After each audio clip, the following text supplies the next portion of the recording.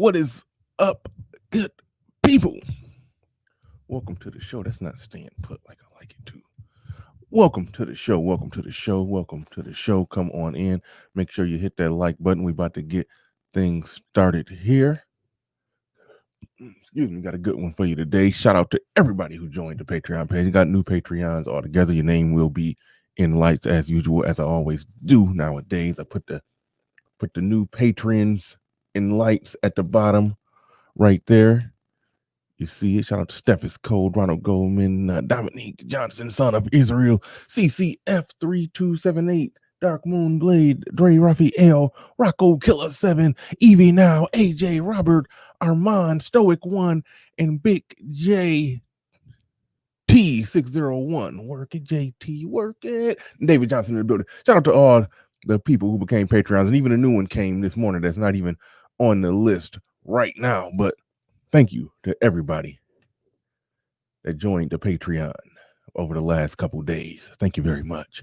Let's get this thing started.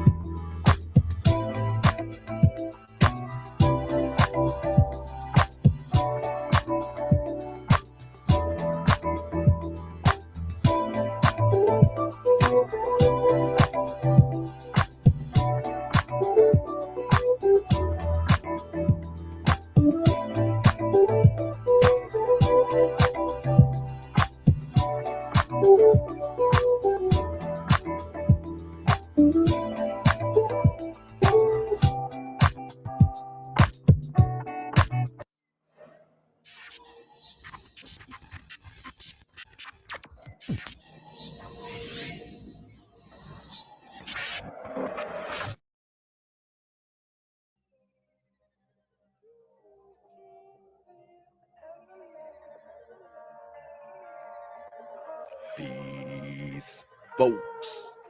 This is X from TPOT Media. Open your mind and wake your black ass up. You know what time it is. Hit that damn like button as you make your way in the door. Grab a seat, settle in, get ready. It's the Grown Man Hour with your host, my man, Bernard Riley.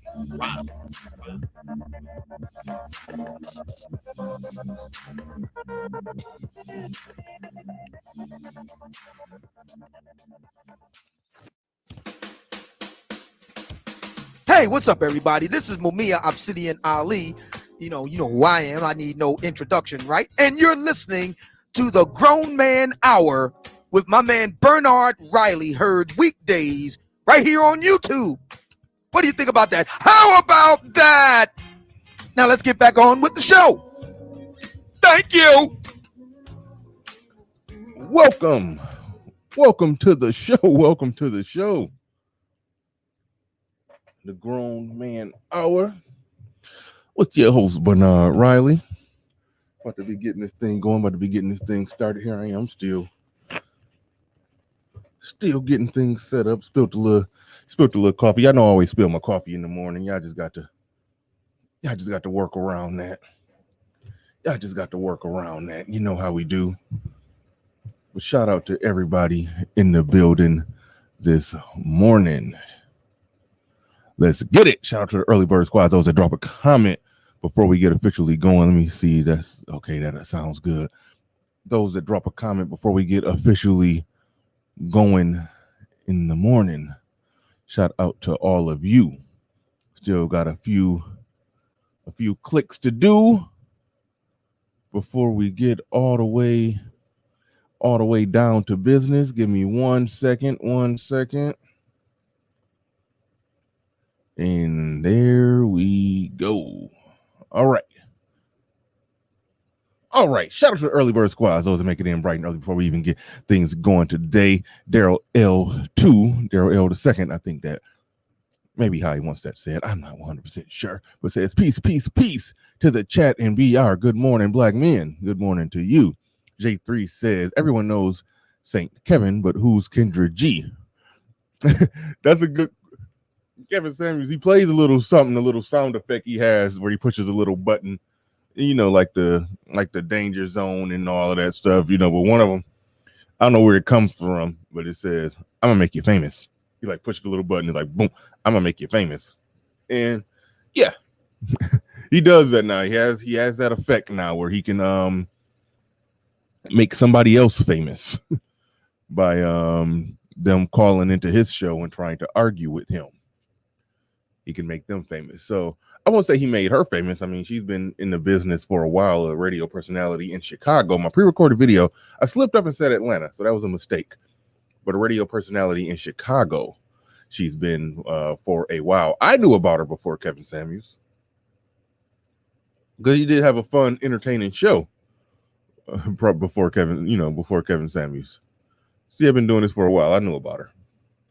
But so yeah, she was like, semi-famous, popular on the gram. She's in the business, but she made what I thought was a calculated error, a mishap, calling into Kevin Samuels' show and trying to debate with him. I think it was an opportunity for her to, if anything, be colleagues with Kevin Samuels, sort of fall in line a little bit. But now she wanted to call and debate the ideas and the topics and this and that, and tried to take up for women and got smoked. No other way around it. She got smoked.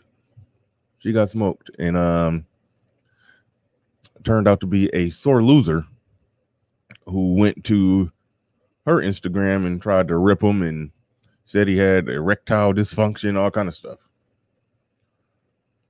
stuff. But be it as it may, we're in here.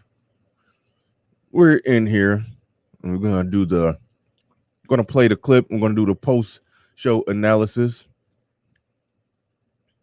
And Obsidian got to get a piece of this bad boy. This was actually his idea, because I just wanted to cover it in pre-recorded format and just give my little opinion and be done, punch, get out. But Obsidian want to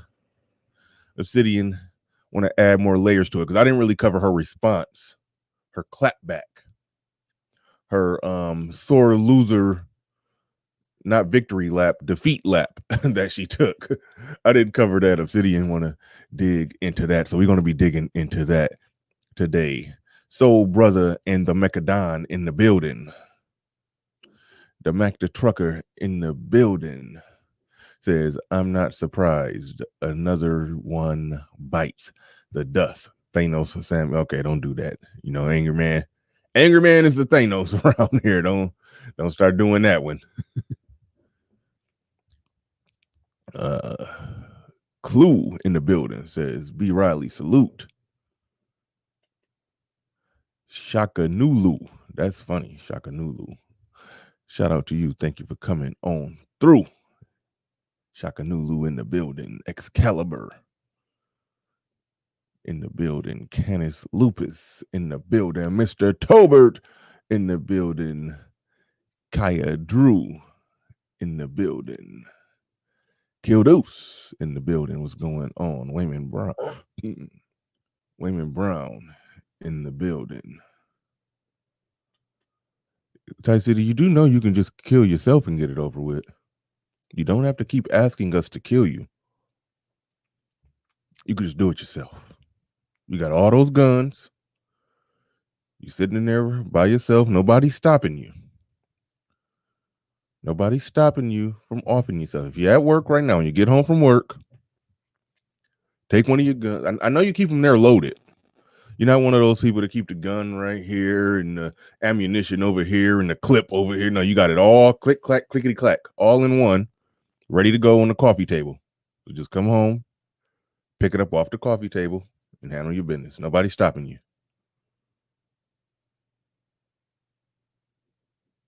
Nobody's stopping you, Ty City.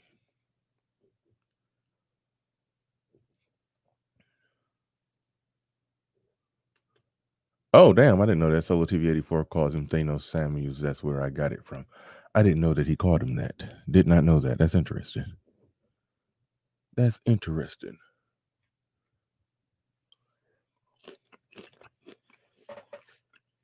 Obsidian need to hurry up so I can start eating on the air.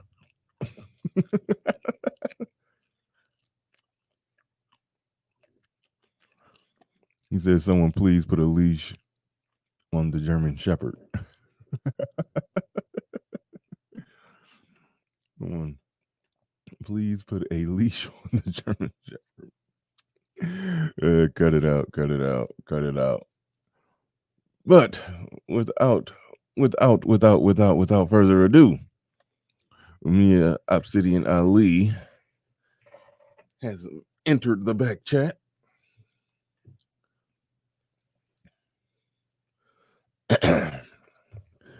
And here we go.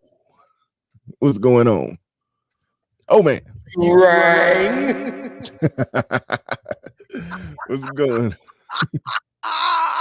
This is gonna be great. Hey, this is gonna be great. Just got my Earl Grey tea. Earl Grey hot. Just ready to rock and roll. Yeah, I know you're excited and ready to go. I get the feeling I'm gonna have to be pulling you back from time to time when you go too far on the you know you're all enthusiasm. Get off me. Yeah, I already can see this with going off the rails, being a Patreon exclusive. I could already see that. Oh yeah, you definitely want to get on the Patreon. If you ain't on it already, this is going to be one for the history books right here. We gonna go in. No. You're gonna go in. I'm gonna moderate. I'm just gonna make sure you don't get me taken off the air. That's all I'm doing. Man, I got wind of this yesterday, man. I can't believe she did that. I can't believe she did that. You can't make this up, man. Hollywood screenwriters, and I happen to know, I'm not going to say his name.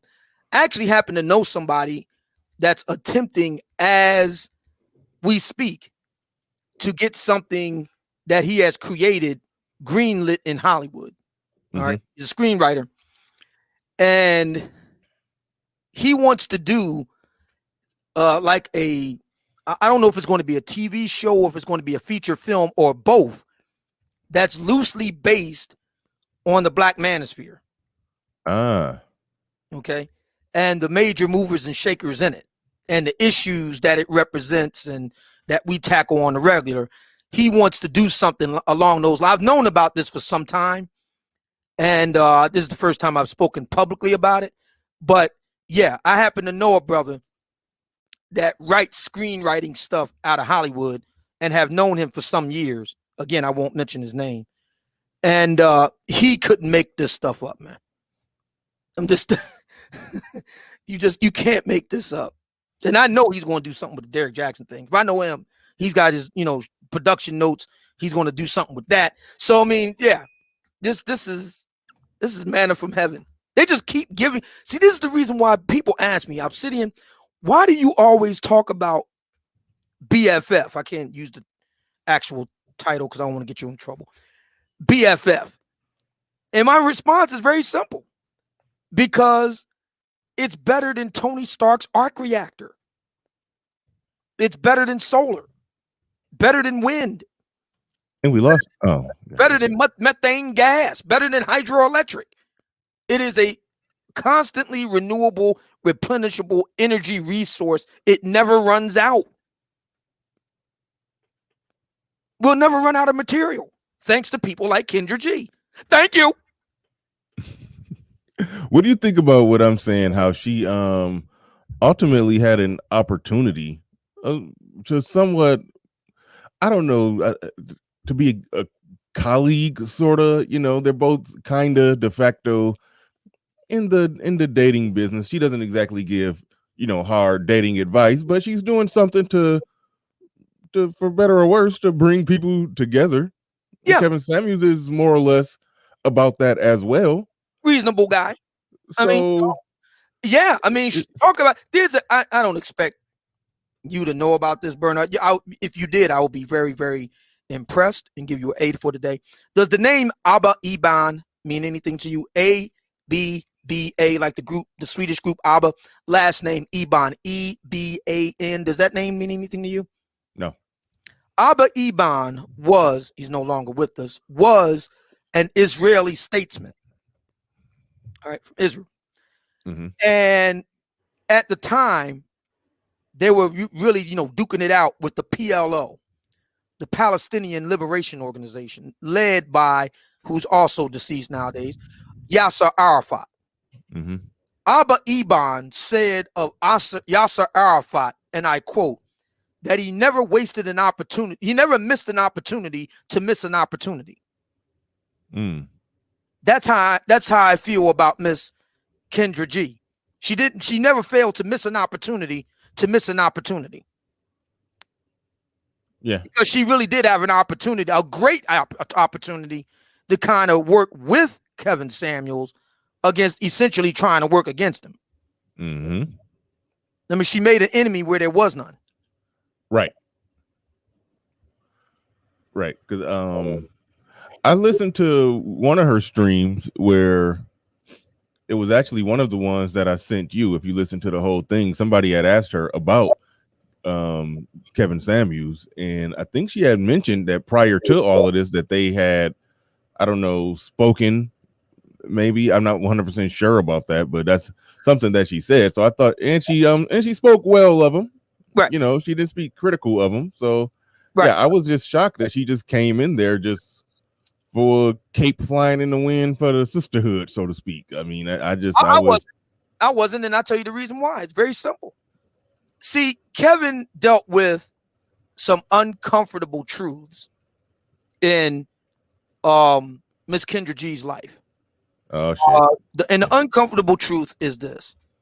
She is over 40. She's 41. She's over 40, technically. And while she is way above average attractive insofar as 40-plus-year-old black women are concerned, and everybody will kindly recall my Tinder experiment that I conducted late last year, last fall, I can personally attest to the fact that she's relatively rare among black women 40 and above, insofar as attractiveness is concerned. Nevertheless, as we all see, she evidences all of the BFF in terms of mentality that black women in general, black women of a certain age and beyond are concerned in particular. And that is one of the themes that Kevin addresses on his show. And so Kendra G was right in line with that effery, if you will. And he started drilling down on her life. There was we all remember A Christmas Carol, and Ebenezer Scrooge being shown the events of his life and how he lived his life. And she had an Ebenezer Scrooge moment when the final, you remember the first Ghost of Christmas Past showed Ebenezer Scrooge, as a young man. The second Ghost of Christmas Past showed him more or less in the present. And then the final Ghost of Christmas Past was the Grim Reaper. And we all know how that went. So, Kevin Samuels was kind of like the Grim Reaper in the third act of, A Christmas Carol with Kendra G playing the role of Ebenezer Scrooge, And he just showed her the results of her life. And she couldn't handle it. The mirror was being shown back to her. Shout out to C Boogie Productions, by the way, Mirror Talk. He just showed her the mirror and she couldn't handle it. He showed her that she had numerous opportunities in her life to get a husband. She chose not to. And for the record, I think it's wonderful that Kendra G has had a successful career in an admittedly tough business. Radio is very tough. Hard to make a living in radio, no matter who you are. But even more so if you're a black woman. I give her nothing but kudos for that. She worked in Philly. She worked in New York. She worked in many different markets. I believe in LA for a time. She worked in a lot of different markets before she finally really came into her own in the Windy City. I give her nothing but kudos for that. I have nothing personal against that. I think it's great that she's had a wonderful career. But as Kevin rightly pointed out to her, it has come at a price. And that price is she's had numerous opportunities to get a husband, a man willing to pay her bills and care for her and do his duty to her. She chose to decline. That's her choice. But here she is, freeze drying her eggs, okay, being a popsicle or a popsicle mom on reserve, as Kevin would put it. And hey, we are where we are. And I'm sorry, black men of the type that she would be interested in, I hate to say it, but they're not, not to say, now look, they're going to have a casual acquaintance, what I like to call a feminine and sexual companion. Yeah, we can do something like that. But in terms of jumping the broom and all of it, no, not likely. Unless, how about this? If she goes for a guy in his 60s, that might work. Yeah. But trying to get a dude that's, within 5, because most older black, well, this is true of older women in general, not just black, but since we're talking about black women, most older black women don't want to get with a guy's, a woman that's in her 40s. She generally doesn't want to get with a man a decade or more older. They want to get with somebody either, within 5 years of their age. So Kendra G is 41. So you're looking at, her getting with a guy 36 to 46, something like that. Within 5 years either side of her. For the type of man that she wants. And that type of man, if I can use Kevin as an avatar, he's that guy. They ain't checking for her. Not for anything serious. Now again, weekend fling, friends with benefits, something like, more casual, that's one thing. But in terms of like marriage and legacy, but no. That she would have to settle for, what he said in the thing there. A post office guy. And you heard what she said. She said, well, he has to be good looking. Sis, this is going to sound harsh, but really good looking brothers can do better. Better meaning younger. I hate to say that, but it's the truth. It's just the God honest truth. So Kendra G is what Kevin refers to as the eternal 7, the black woman that has a measure or degree of actual career success. Most black women don't have careers; they have jobs, as Kevin points out. But she's the exception. She has a good career, makes good money. I would say she makes high 5 into the 6 figures. That would be my estimate. She has a legitimate career. She has above average looks, but the choices that she's made in her life up to this point, along with the mentality and attitude that we've seen both during her actual time with Kevin and definitely afterward, puts her in the eternal 7 category. She's basically in a kind of a penis purgatory there. Okay. And yeah, she's kind of like in a penis purgatory. And that's where the eternal 7s kind of lay, in that penis purgatory. Well, I would call her an eternal 6. But anyway, here we go. Even though some of her pictures, she do look good, but you can see in the live videos. I mean, the 7 is generous when you look at the live videos, even though there's some still photos of her that I see why you would throw her in an eternal 7. Just in terms of looks, but overall, just looking at, just look. Yeah, I mean, as far as what Kevin Samuels lays out about the women that make the decisions that they make, she definitely does fall in line. Your analysis is spot on with that one. DeMac the Trucker in the building with the super chat says Kendra G gives women dating advice, but she goes to so-called roast Kevin Samuels. Sound like she's a wolf in sheep's clothing to me.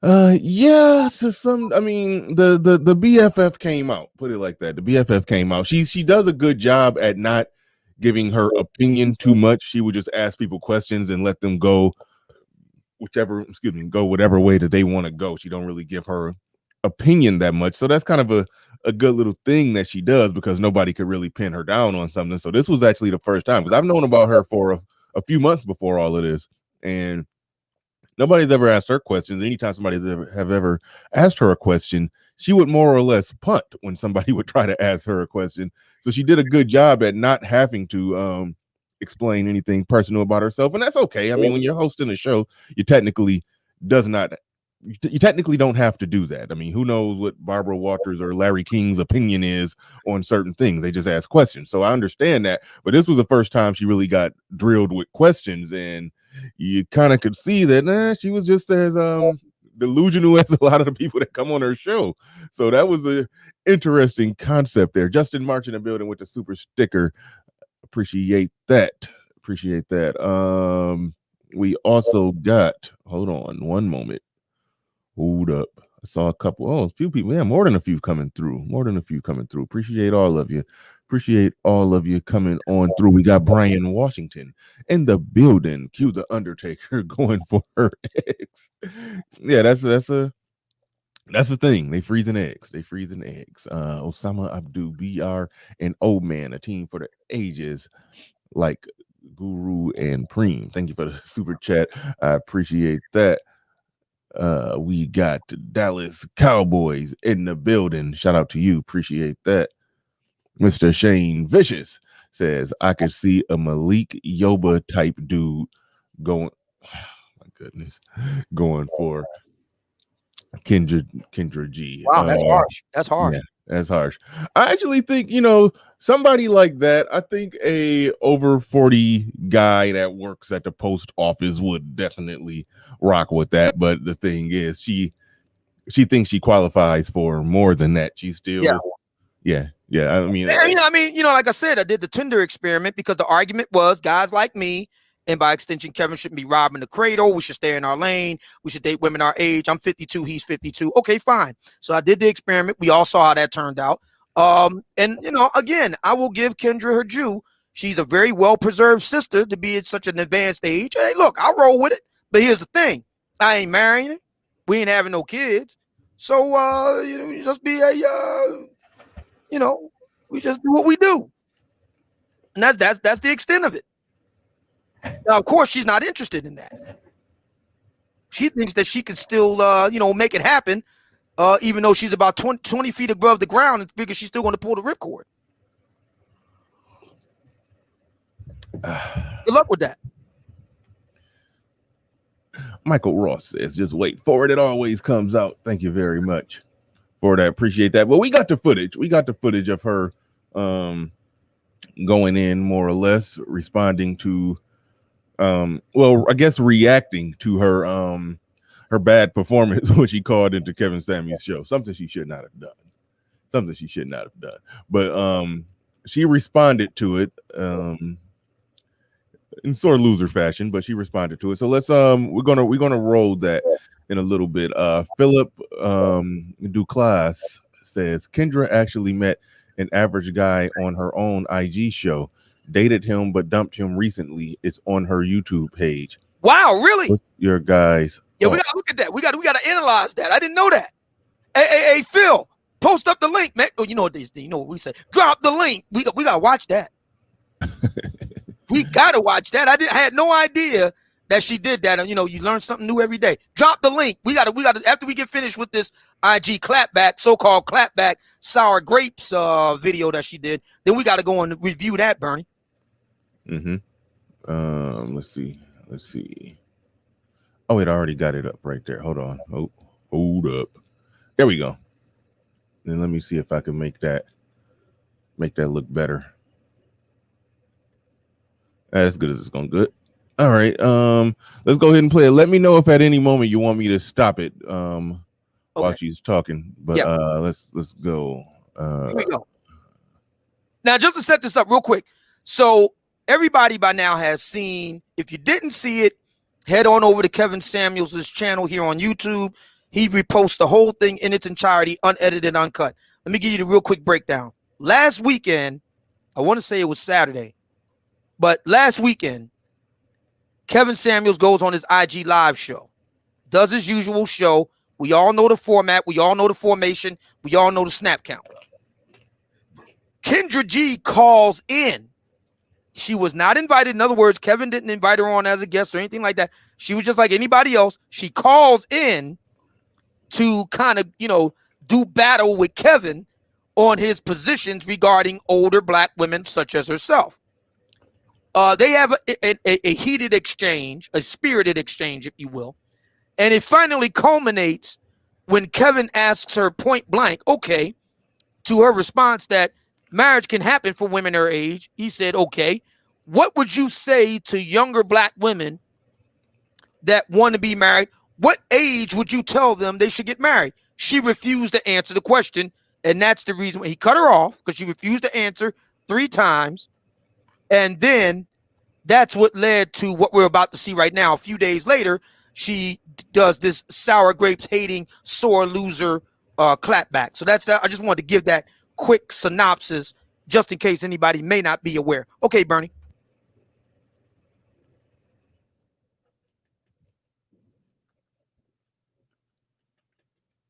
Hold up. Oh, wait, here we go.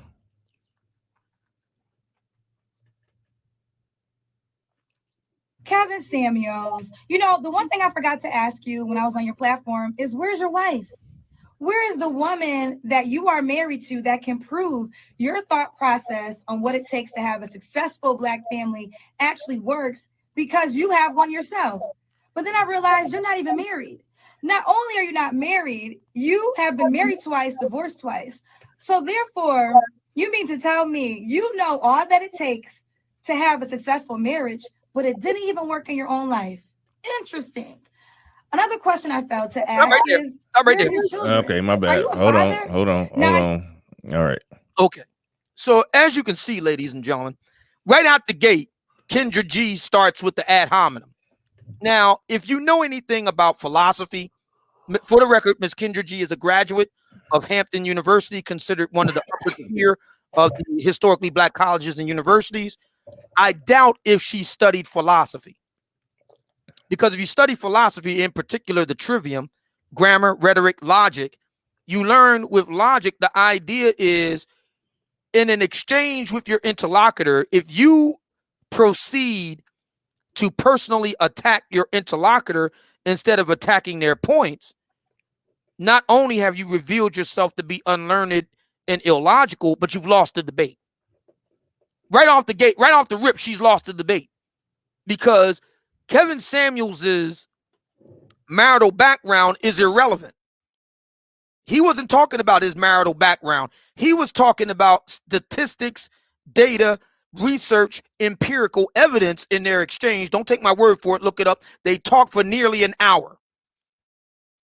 She was not able to counter with any countervailing data, statistics, research, empirical evidence. She wasn't able to do it then. She's not able to do it now. She opens right out the gate by hitting below the belt. That's an instant DQ. I'll just also say that Mr. Samuels has been very forthcoming about his marital past. He has owned up to the fact for the failures of both of his marriages. Unlike Miss Kendra D, Kendra G, he's been very candid and earnest and forthright about that. Make of that what you will. I'm not saying it's right or wrong, just that he has not shied away from the fact that he has been married and divorced twice, that he considers himself to be the reason for those divorces, and that he's very candid about that fact. Now, if people want to say that disqualifies him from being a de facto relationship expert, if you will, fair enough. But I would just simply say this: which is better? Somebody who has tried and failed at something twice versus somebody who's never done it at all? And with that, we continue. Where are your children? Are you a father? Now, I still don't know the answer to this question. So there's 2 possibilities. A, you could not be a father. And then I would be like, okay, married twice, no kids. That seems odd. Do you suffer from erectile dysfunction? But I don't know, because then again, you could be a father. And then I would say you left the Black Family Unit in order to pursue a YouTube career. It was more important for you to have a platform tearing down Black women instead of being married to the woman who gave birth to your child. Stop right there. I don't know. Once again, ladies and gentlemen, we see more. How often have you beat your wife? type of rhetorical questions, more ad hominems, and no argument here. What does Kevin having children or not have to do with their exchange a few nights previous? If Kevin has, if he's like 8 is enough, there's a TV show back in the day called 8 is enough. Let's say he had a dozen kids. Does that change what was said? Does that change the fact that she has freeze-dried eggs? Does that change the fact that she's been approached from the time of being in college to get married and she turned every last one down? What does that got to do with the price of tea in China? I'll tell you what, absolutely nothing. She is unable to counter Kevin's argument when she was actually there, and she cannot counter the argument right now. What she is doing is delving into her butthurt feels because what Kevin Samuels said as it pertained to her own life is true. And that's all that really matters. How many kids Kevin has, if he sees his kids, we've already tried this. This stratagem has been tried and has been found wanting. The idea that he is a deadbeat dad, the idea that he's gay, the idea that he beat his wife, all this nonsense. It's a bunch of bunk. Miss Kendra G, I'm sad to say, is a sore loser. And let's continue. Really quick, Michael Ross, thank you for the super chat. Appreciate that. Clue in the building with a super chat. He says, women do the same thing to Tom Lakis for being married 4 times. That's a really good point right there. And I'm going to pass it right back to you, man, because you're cooking, but I'm just trying to wrap my mind around the notion that, okay, he was married. The marriage didn't work. He also has a successful YouTube career right now. How does she wrap it around or warp it in her mind that he left the marriage to start the YouTube career? How does that even work? That part is just puzzling me, that she's saying he left the family, the black family unit, to start a YouTube channel. Well, here's that's just stupid. Here's my response to that. Okay, let's take up your point, Miss Kendra G, that Kevin left his family to start a YouTube career, but that didn't stop you from calling into a show on IG the other night, did it? That didn't stop you from calling this show the other night. Yeah, the premise of that is just completely flawed out the gate. But anyway, all right, let's get. I want to respond to somebody in the peanut gallery to say, the madman says, where was all this talk from Obsidian when Tommy Sotomayor was calling him feminine on the same panel? I was with your mom. That's why I couldn't say anything. I was too busy with your mom. And one thing real quick, black people, we got to get better at this. There's a difference between a man being feminine, saying somebody is feminine, saying somebody's, well, people were saying he called him gay. He said he's effeminate. Tommy Sotomayor has referred to himself actually as effeminate when he get mad and start yelling and start going in and cussing people out, start acting like the black women he talk about. Tommy Sotomayor says, yes, I do that because I'm effeminate, because I grew up around a bunch of black lovely ladies and I kind of act like them sometimes. So effeminate is not the same. Saying somebody's effeminate is not the same as calling them gay. That's one small side point that I wanted to bring up, where people was like, oh, Tommy Sotomayor called Kevin Samuels gay. He didn't. Effeminate is something else. It was a jab. No, don't get me wrong. It was a jab, but it wasn't going full blown to the degree what everybody else did. A lot of people get confused about that. There's a difference in definitions, but all right, let's get back on with the tape, get on track here. If you're a father or not. But either way, both of those options seem a little fishy to me. And speaking of which, you actually owe every single black woman a thank you card, because you're nothing without us. Let me say that clearly. Kevin Samuels, you are nothing without the black woman, because your popularity is based off of tearing down black women. And it further proves the notion that the black woman is the least protected person being on the planet Earth, because the black man even. Oh my goodness. So there it is, ladies and gentlemen. She pulls out the Uno draw 4 trump card of black women ain't being protected. I was surprised she didn't quote Malcolm X for good measure. You know how they love to do that. They love quoting Malcolm X. They just love Malcolm X. They love to misquote him and quote him out of context. I honestly thought she was going to go there and quote Minister Malcolm. but she didn't. I was like, okay. So here we are. Let's get something straight. Yes, Kevin does owe something to black women like you, Miss Kendra G, for being the gift that keeps on giving. You know, at this juncture, Bernard, we've been watching Kevin do this for a whole year now. We know the formation, we know the snap count, and it reminds me of the Peanuts. Remember when Charlie Brown would try to punt the football and Lucy just take the football away from him at the last minute? Kevin is Lucy, and these black women that call in are Charlie Brown. And he just gets them every single time. I mean, at this point, you ought to know what the deal is now. You know what he's going to say. You know the questions he's going to ask. Why do you keep going for the okie doke, black woman? You keep doing it. Every single time you keep doing it. You know what he's going to say. If you're older, if you're overweight, if you're fugly, you know what he's going to say. So why does he keep doing it? Why do these women keep doing it? Well, you know he's going to take the football away from you. You know that. Why instead just sit there, listen, try to learn something, and try to implement something so you can move the needle in your life? Instead, here you are calling in. I mean, he had a woman that called in on his Instagram, and they really, the freaks come out at night on Instagram. See, he gets women that call up on YouTube, but they tend to be a bit more sensible. But over on Instagram, the freaks really come out at night. There was a sister that called up on Kevin's show, Bernard, and now you can watch it on YouTube. She's fat. She's fugly. She's got on a bonnet. Her place is trashy. And she's talking cash, sugar honey ice. Was this Derek Jackson's wife? You talk? No, this I'm sorry. I'm joking. You said bonnet. I had to ride with the bonnet joke. Anyway, carry on. And, you know, she thinks she's going to, go a couple rounds with Muhammad Samuels there. And it just doesn't work.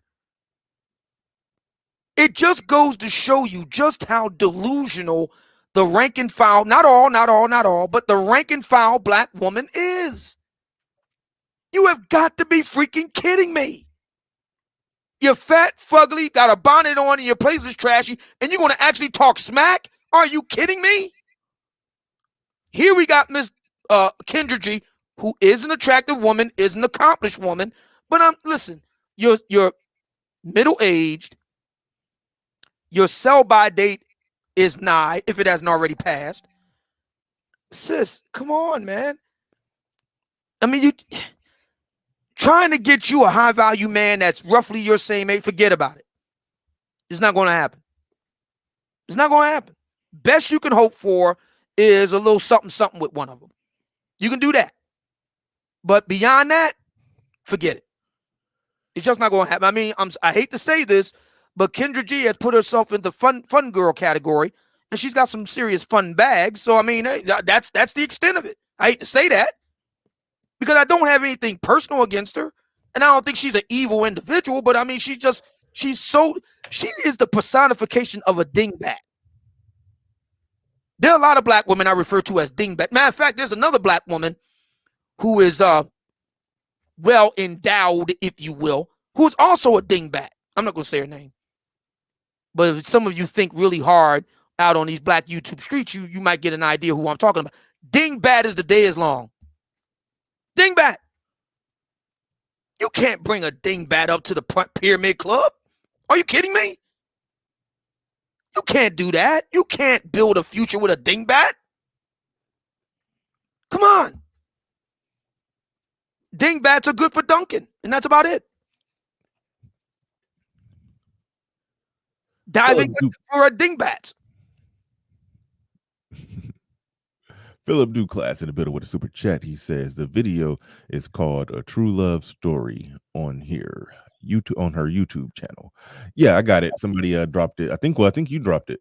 Somebody dropped it. I got it. It's not pulled up, but I got it. So, all right. You ready to move forward with the tape? Ready to roll the not so beautiful bean footage. Is taking joy and bringing her down. Now, yes, there's a thing as constructive criticism, and I will give you that. And when I was on your platform, I even said there are certain things that you have stated that I agree with. But what I realized is not coming from a place with love. It's coming from a mean-spirited place, and that will not cause a change. If anything, you are Not the right there. black man and black woman relationship. Okay. So once again, we see yet another ad hominem. See, ad hominem is Latin for against the man. And one way that you use an illogical logical fallacy known as ad hominem is to attempt to divine the motivations of your interlocutor instead of dealing with the veracity of your interlocutor's argument. Unless you are a clairvoyant, a psychic, you're imbued with the powers of the force, you're a mutant like Charles Xavier, Jean Grey. Unless you're somebody like that, you're Miss Cleo the psychic. Unless you're somebody like that, you have no idea what the inner motivations of someone is. You can only go by the evidence that they are putting out. In this case, their argument. That's it. When you attempt to try to divine what their motivations are and all of this, that's ad hominem. I hate to say this, Bernard, this is going to sound bad. I'm going to go ahead and say it. Some people have asked me, Obsidian, you never went to college yourself. Why do you demand that any woman that you deal with go to a top 10 university per the U.S. News and World Report? You want to know the reason why I say that? Look at the screen right now. There it is. She went to Hampton. I'm sorry. There's a reason why I put the top 10 of the HBCUs in the order that I did for ladies. First, you have to, I'm taking right off the rip. UPenn, Stanford, Northwestern, MIT, you're instantly in.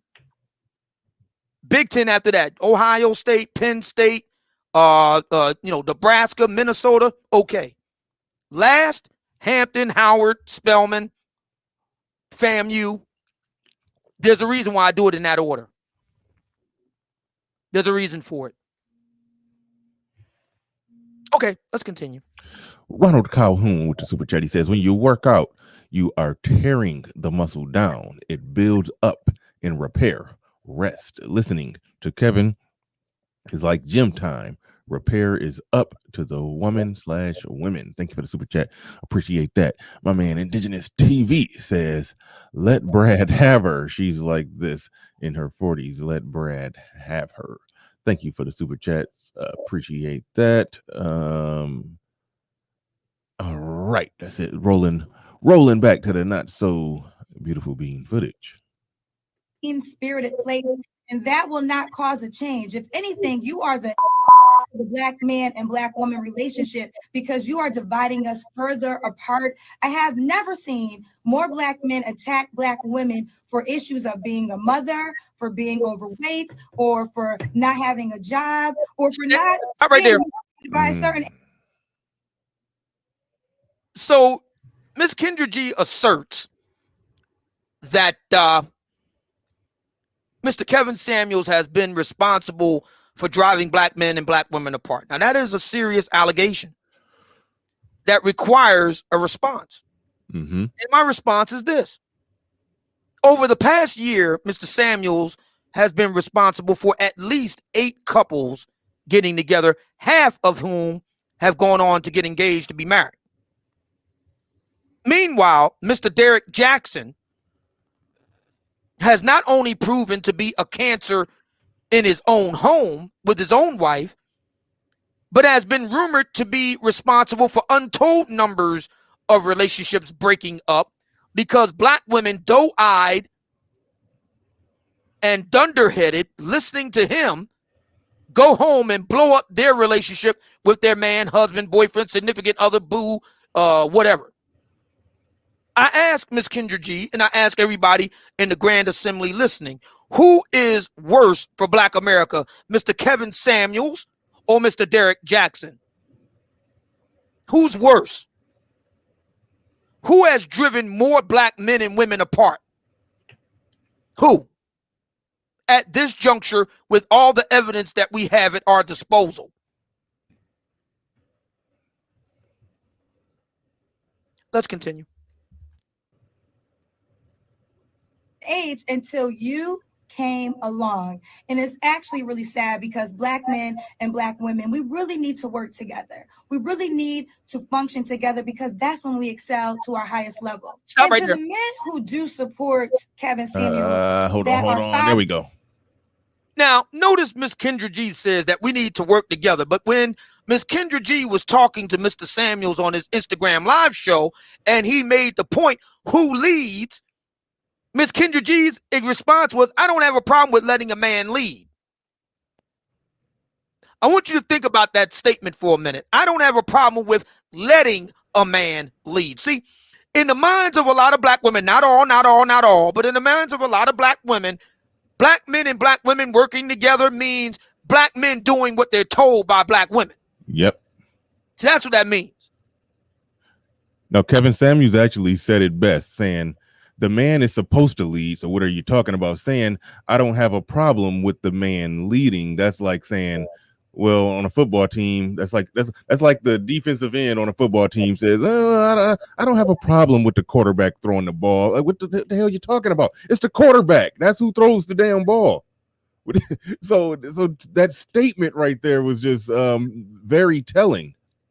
Very telling. Yeah. Yeah. And this tells you what I've long been saying, and I want to give a shout out to Uncle David Carroll. He narrowed this down too with the lady from Seattle. I like the way Lil Big Nate puts that. The lady from Seattle. Listen, there are a lot of Black women like the lady from Seattle, like Miss Kendra G. This is what they want. I'm going to tell you right now. They want a fine-looking Negro that they can boss around. Mm-hmm. They want an Idris Elba in every pot that they can tell what to do. You've heard of the Stepford wife. They want the Idris Elba husband. They just boss him around. He's fine, but he can boss him around, tell him when to talk, tell him when not to talk. They can dress him in the little Garanimal suits and all the rest of it. And that's what they want. That's what a lot of Black women like Miss Kendra G and like the lady from Seattle want. They want a fine-looking Negro that they can boss around. Yeah. Now, listen, I'm a progressive guy with perhaps the one area in my life when I'm a stomp down, tree hugging, liberal progressive is in the area of dating and mating. My position is this: as long as it's between consenting adults, I'm good with it.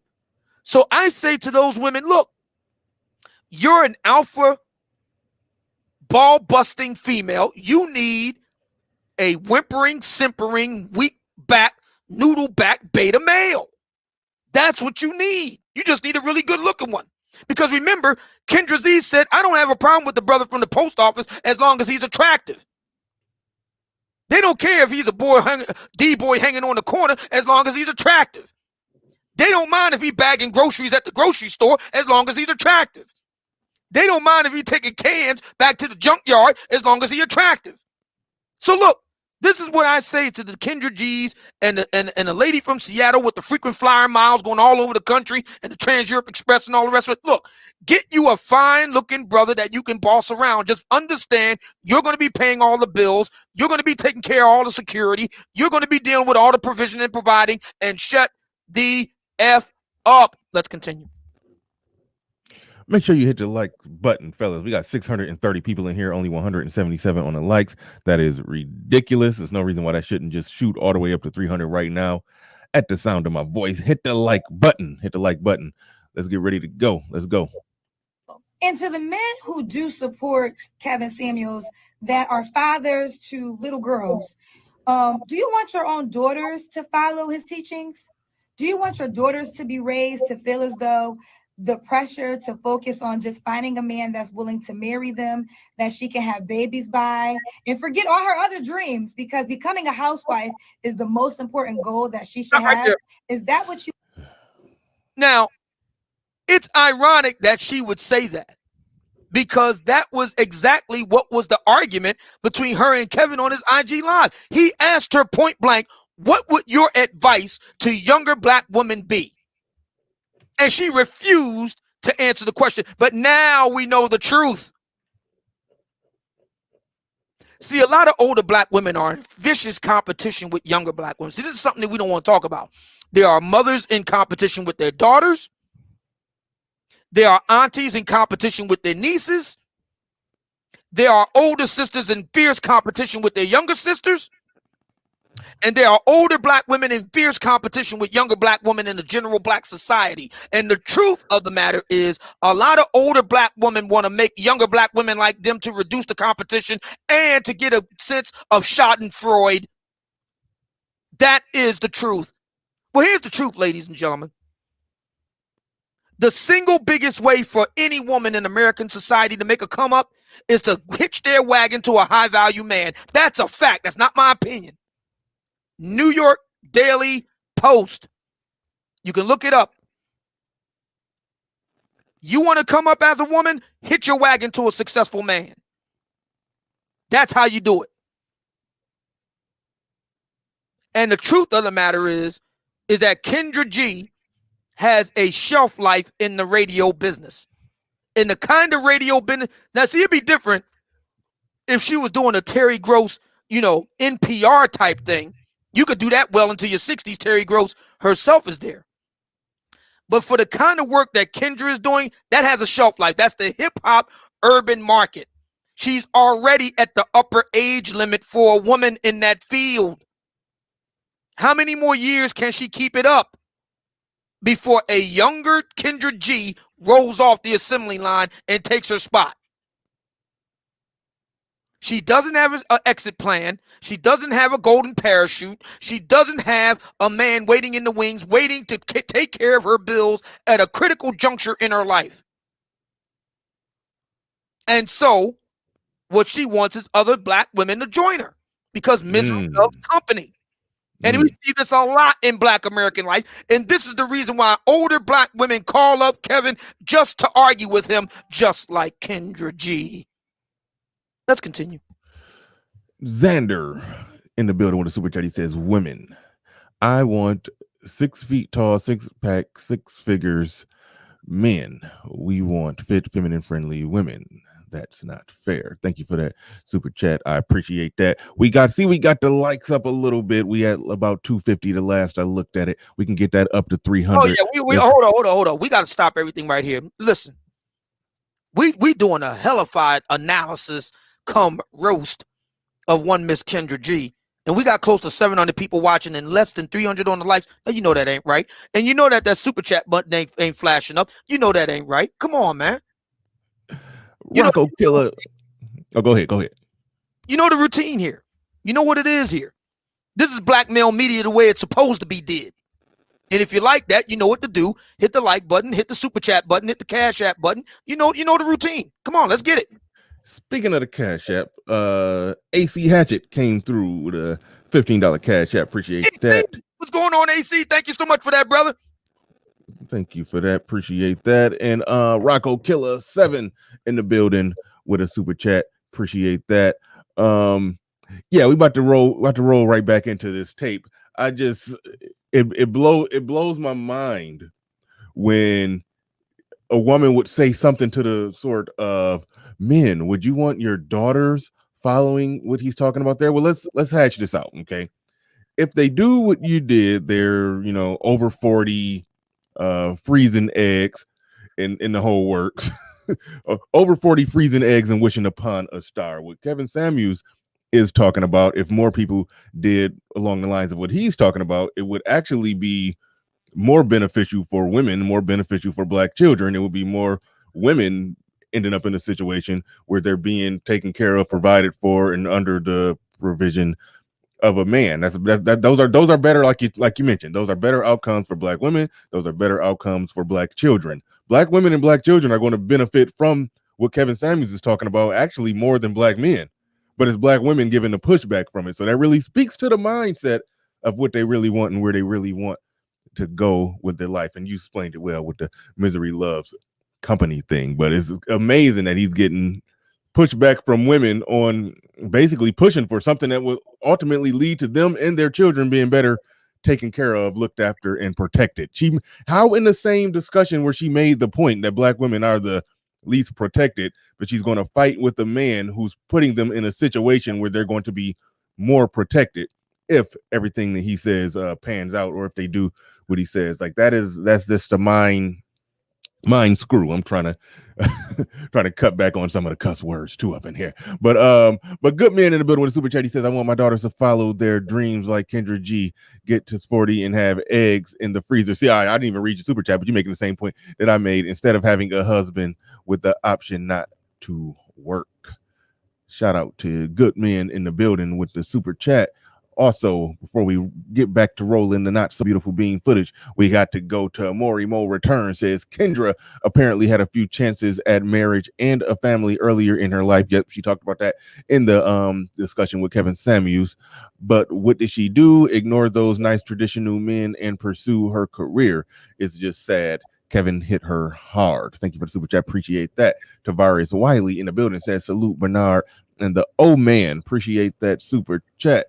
We got Jocelyn Campbell. I hope I said your name right. Love the work, gentlemen. Recently discovered this space, and I love it here. Keep up the noble cause. Absolutely, absolutely. Thank you for jumping on board, man. Thank you for jumping on board. I like when new people show up, say that they're new to this space, recently found it. I love it. I love it.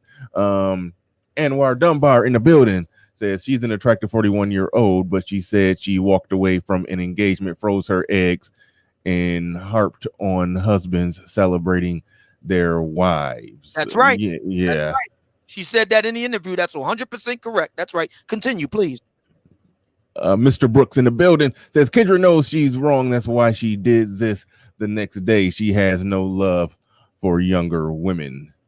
Yeah, a little dirty macking going on. Ephraim McKenzie says older black women don't like to help younger black women.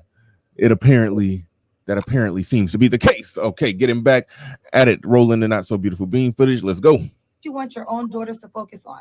Then someone will say, well, Kendra, you're not married, so why should they listen to you? You know what? I will give you that. But why listen to him? If you want to become a wife, guess what? Talk to wives. Talk to women who are married because they are doing the one thing you would like to do. Why talk to a 51-year-old man who doesn't have a wife for himself, who is still happily dating? And to the men who are single, if you want to become husbands, you do the same. Talk to married men, and they can tell you the truth about finding a wife and what is really important. Stop right there. At this moment, it seems like y'all made. So Derek and Danae Jackson are married. Does anybody want to take marital advice from Derek and Danae Jackson? Anyone? Bueller.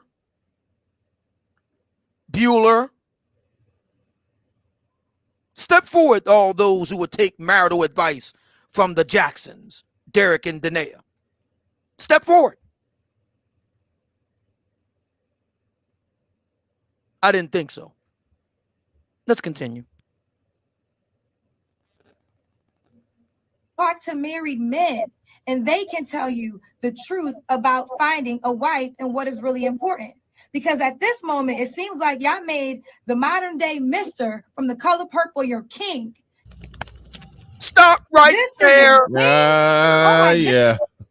She went there. She jumped the shark. She went there with the Color Purple argument. She went there. She actually did it. She went full on Mr. There it is. And Kevin said this in their interview. And damn it, didn't she go back and do it? It's the Color Purple argument. Every black man is Mr. now, and every black woman is Sealy. Yeah. You can't make this crap up. And black women eat this stuff. I'm telling you, man, they're Charlie Brown revisited. They're Charlie Brown with a cocoa shea butter complexion and a Wookiee weave on their head trying to kick that damn ball. They just do it every time. Every black man is Mr. now. And every black woman is Sealy. Really?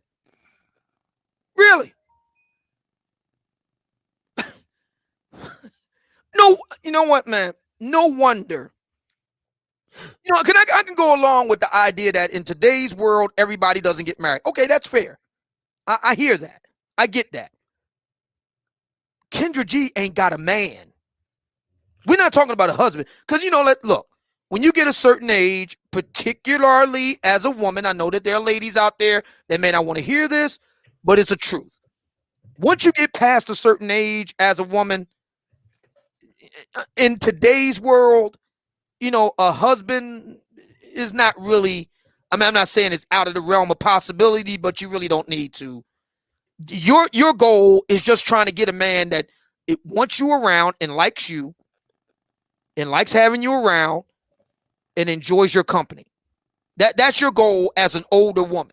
If you're in your 40s and beyond, your goal as a woman is just trying to get a guy that likes you, likes having you around, enjoys your company, and y'all just roll with that. And y'all hammer out a deal. Don't try to worry about jumping the broom. More than likely, you ain't gonna be able to jump nothing anyway. Look, just try to get a deal where y'all can, kind of work something out. She doesn't even have that.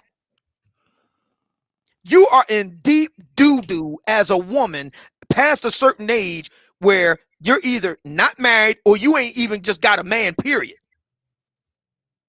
You just ain't got a man at all. You're in deep doo-doo. You have fundamentally failed as a human being, as a woman, if you can't do that in your 4th decade and beyond. You just ain't got no man, period. No hope for no man, no prospects, nothing on the horizon, nothing. You failed. Fail, and more fail.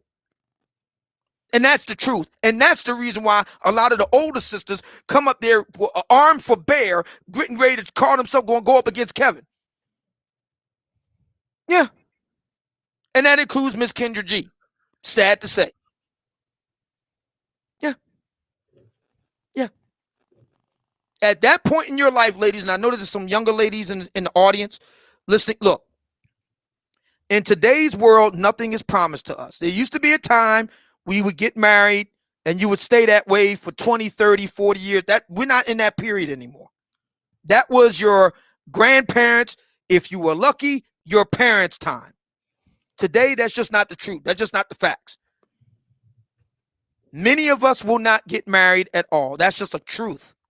I'm not saying it's right. I'm not saying it's wrong. I'm just saying it's a fact of life. Many of us will never get married. Many of us, like Mr. Bernard on the channel right now, will marry, but unfortunately will part ways. That's an unfortunate fact of life, but a fact of life nonetheless. Look, once you get past a certain age, and this is especially true if you're a woman, you got to shift your focus. It ain't just about trying to get a husband. That can happen, but don't bet on it. Your focus is just trying to get a man that just likes you, that just likes having you around, that you can work with. That's it. If you can get that, you won. If you can't even get that, you have fun. You are a loser. I'll just go ahead and say it. If you can't get that, you are a loser. You are. And there are a lot of loser black women today. That's what they are. They're losers. Don't take my word for it. Go out. You can go pretty much any major black city. Atlanta, where Kevin is. Philadelphia, where I am. Detroit, where Bernard is. Go to any major black city. Chicago, where Kendra G is. Go there. And on the weekends, go to the major eateries, restaurants and so forth, other social events. I'm going to tell you what you're going to see. You're going to see a small percentage of black couples. And I mean small. If you see more than 20%, you're seeing a lot. The vast majority, you ain't going to hardly see any single black men because they don't even bother going to these places no more. You're going to see a lot of single black women, most of them middle-aged, haircut, fat as hell, herd of heifers sitting around the table stuffing their face. That's what you're going to see. Okay? You're going to see it in Motown. You're going to see it in Philly. You're going to see it in the ATL. You're going to see it in Charlotte. You're going to see it in the Chi. You're going to see it in every major black city. That's what you're going to see. That is your future, ladies. For the young ladies listening right now, that is your future if you don't get your ass in gear. That's what's in store for you. Don't believe me? Go out and see for yourself. And every so often you will find older black women like a Kendra G that have kept themselves up, and all the rest of it, but they're few and far between. And I'll just go ahead and say it right now. They're bitches. There's just no other way of saying it. The truth just has to be told. They're bitches. And let me tell you something else, ladies, while you're listening. As a 52-year-old, I tell you right now, you see, when you're young and hot, and tight, and perky, guys will put up with a lot of your crap because we're trying to tap that. So we'll put up with the crap. But I got to tell you, at my age, I don't want to be bothered. I just don't. I don't want to deal with all that crap. I don't. If I got to deal with 20-year-old chippy crap coming out the pie hole of a 40-plus-year-old broad, then I might as well go and get the real thing then. That's harsh. And look, listen, if you want to tell me what I'm saying is mean, is harsh, is mean-spirited, sexist, misogynist, listen, go for it. Do you? But I'm telling you the truth. Older black men that's got anything going for them, they don't want to hear that crap. They don't. They want you to shut your trap, do what you're told, and assume the position. And bring beer. That's the other thing. When you're an older lady, you got to bring some beer. Get some Red Stripe or something like that. That's the truth. That's the truth. We're almost at the home stretch. We're pretty much at the end of this video. Real quick, shout out to the super chats. Mr. Brooks came through, says Kendra knows she's wrong. That's why she did this the next day. She has no love for younger women. And also, I heard from somebody actually said it yesterday, that her comment section came at her pretty hard for this one. I'm not 100% sure about that. Can't confirm it, but that's what somebody was saying the other day, that her comment section really came at her. Wow, really? Hard. Yeah. Wow, I didn't know it. We had to go back and check it. I mean, you got to think she do have a lot of men on her that call into her program, so there's that. So yeah, that's something worth looking at. My man Truth in the building. Man, you're supposed to be doing a one-on-one, man. You're leaving me hanging. You're leaving me hanging. Shout out to Truth. Appreciate you coming through with the super chat. He says, get Bernard likes up. Absolutely. The numbers are looking wonderful. 768 people in the building. Let's get those likes up. No reason why we shouldn't be hitting 400 on the likes. So let's get those likes up, good people. Hope shout out to Nuruddin. I'm trying to go get through them fast. Shout out to Nuruddin. He says you're also going to see that in Harlem, New York, where nothing but black women and a whole lot of children when they're at restaurants. Thank you for that. Deacon Dave says good show. Trying to catch a lot of people send super chats that's getting away from me. Xavier in the building says great show. That's not the prophet of thought, brother Xavier, but that's another Xavier. Black Wolf Inc. in the building said dang, Captain 700 in the box. Congratulations, fam. Also, I'll email you on that. I'm gonna make sure I email you on that right when we get off of the air. There's a few more people who sent super chats. I'm gonna pull them up through the analytics right now as we speak. So stand by. That is coming right up. I see. Who do we got in here? Silent Lamont says no country for old daggles. Deacon Dave says Obsidian is cooking. Philip Duclass says Bernard, you got to react to her love video real time. She looks like a total hypocrite. Interesting. We also got Etta Don. I hope I said your name right. Didn't say anything, but sent a $10 super chat. Appreciate that. Mr. Shane Vicious said The Color Purple co-produced by Catherine Kennedy. Mr. Shane Vicious also came back through with another one. Says whatever black women do, they need to own their stuff. ERX the first says big up BR and O man. And I made it all the way back down to Truth. Read Mr. Brooks, Anwar Dunbar. So I think I made it back to the last time I was reading. Okay, good. Caught up on the super chats. Thank you everybody who came through on the super chat. And even another small announcement. We got another person on the Patreon in. I'm loving it. Everybody is coming through, finally joining the Patreon. Appreciate all of you brothers. Number 16 just came through on the Patreon in, and Mr. Peoples just came through. That's Deacon Dave, actually, just became a Patreon. Shout out to all of you brothers who have became Patreons, and a special shout out to the one and only David Johnson. David Johnson, the a-hole. Thanks for becoming a $25 Patreon check and mate, as he says. Thank you, everybody, for participating in this thing here. We doing keeping it going, keep it going. All right, we about to go back to the not so beautiful being footage, even though I think it's pretty much over. I don't even think there's anything else to be said on that. But here we go. Goodness, he's 51, no wife, on a YouTube channel and Instagram. If that's how you want to end up, then so be it. Let me pull up the numbers for Social Blade. Mm-hmm. Social Blade, for those who don't know, there's a website called Social Blade. Been around for quite some time. And what it does is it tracks the numbers for all people who are influencers on not just YouTube, but also Instagram, Facebook, and so on. Let me bring up the numbers now for Kevin Samuels. Matter of fact, you can look at this link. I'm going to post a link in the chat room for anybody that wants to track this for yourself and see for yourself. Let's go to Kevin Samuels's Social Blade for his YouTube account. Mm-hmm. He's been on since the spring of 2015, so just almost 6 years. Mm-hmm. In that time, he now has 523 uploads, 632,000 subscribers, 77.5 million video views. Okay. In the past month, he has gained 151,000 subscribers. Okay. And has an estimated earnings of, let me see if I got this right. I just want to make sure I got the numbers right. About $250,000 a month.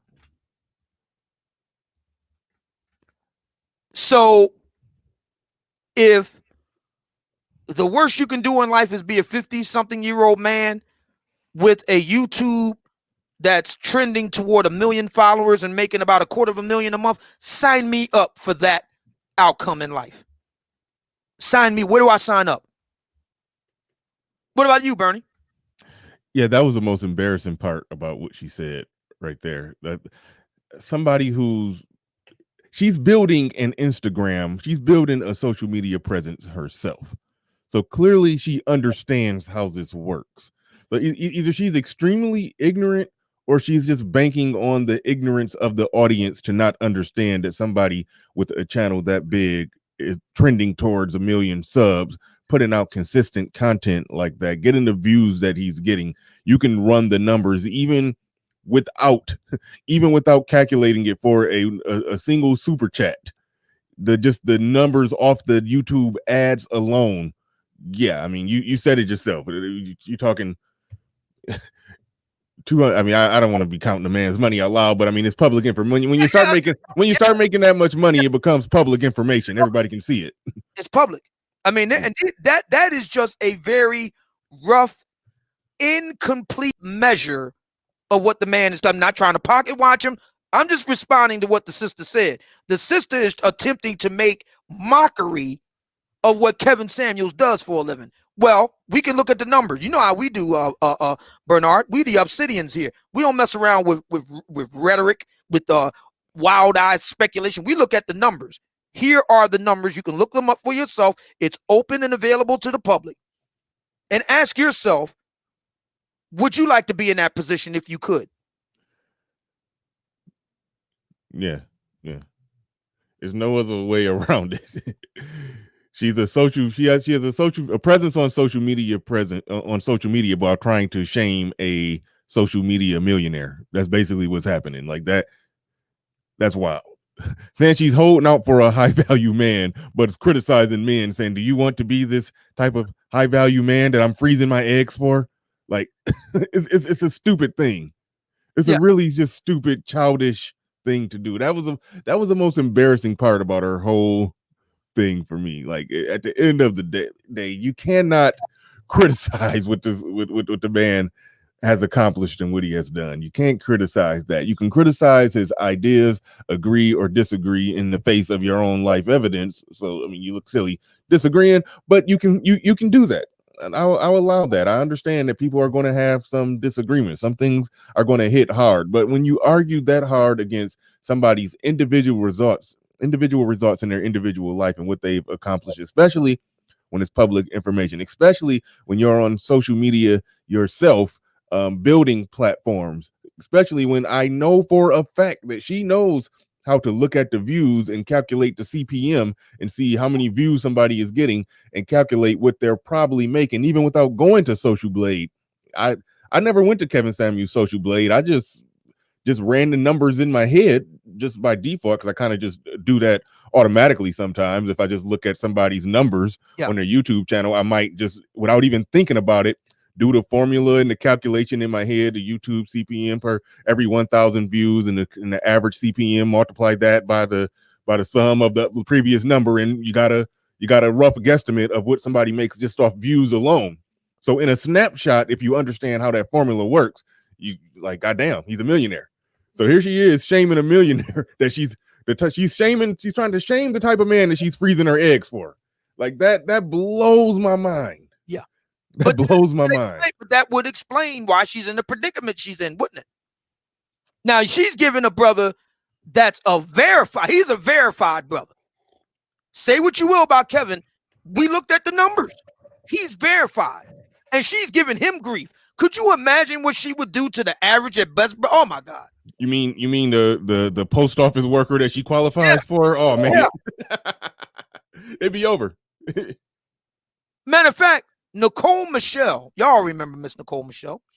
Nicole Michelle, I guess this would have been about 2 years ago. Hold on, real quick. Nicole Michelle, does she even still do content? Yeah, she's still around, but I think she's she left YouTube. Around. Yeah, she's doing some different things. But in any event, at the time, Miss Nicole Michelle had on Mr. Dennis Sperling Esquire, another verified brother. Verified. Does very well for himself. Property overseas, in the music business, driving a law practice. You name, single dad like Bernard, his son's thriving, doing well. Do you know that there was a sister on Nicole Michelle's show that wanted to argue the counselor down? Yeah. She's going to argue him down. And he's a verified brother. This is what brothers who are successful have to put up with, ladies and gentlemen. You can be successful. That don't inoculate you from BFF. Absolutely not.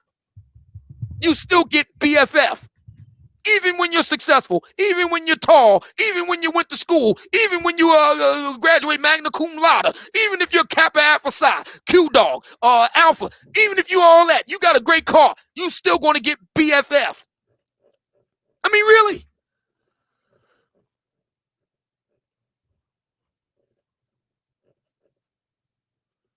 Really? Now, I just mentioned to you two verified. We all know them. We all know Kevin. We all know Dennis Sperling, Esquire. Oh, I'll give you another one. How about this? C.J. King. Remember that? C.J. King, the brother, with the law school, 2 degrees. Brothers, I mean, the sisterhood dragged the bejesus out of C.J. King. Y'all remember that? The BFF never stops, no matter what. Listen, if Barack Hussein Obama Jr., 44th president of the United States and leader of the free world, winner of the Nobel Peace Prize, professor of constitutional law at the University of Chicago, first black president of the Harvard Law Review, said the same thing that Kevin Samuel said, they give him BFF too. Did you have to name every one of Barack's credentials? You mentioned the spelling bee he won in middle school. All of that. All of that. They give it to him too. Damn. Now, I mean, goddamn, there ain't no better than Barack Obama. And I say this as a stomped down, proud black Republican. I'm saying it. It don't get, if you're a black man, it don't get no better than Barack Obama, and he will get BFF. I'm waiting for the fateful day that Barack slip up and say something that black women don't like. I just can't wait to see the reaction. That's why he don't say nothing. There's a reason for it. Yeah, he's real good. I mean, that's part of the reason why he became president. He's very calculated in his thinking. He thinks 10 steps ahead on everything. He's real smart when it comes to that. But someday he's gonna slip up and say something he ain't got no business saying, and yeah, they're gonna break out the pitchforks for him. It's gonna happen. So my thinking is this. Black women, if there's one thing I've learned over the past year just observing Kevin, I've learned, I'm going to do a crystalline comparison. I've learned a lot from Kevin, just, watching from the clouds, and I'm slowly but surely implementing some of the things that I've learned from him. But there's one thing I've definitely learned, and that's this. Over the past year, what I've learned is that there is a undefined, undetermined percentage of black women for whom you cannot reason with. It's like Tommy Sotomayor said with the Terminator. You can't reason with them. You can't bargain with them. They have absolutely no sense of remorse, and they will not stop until you are dead.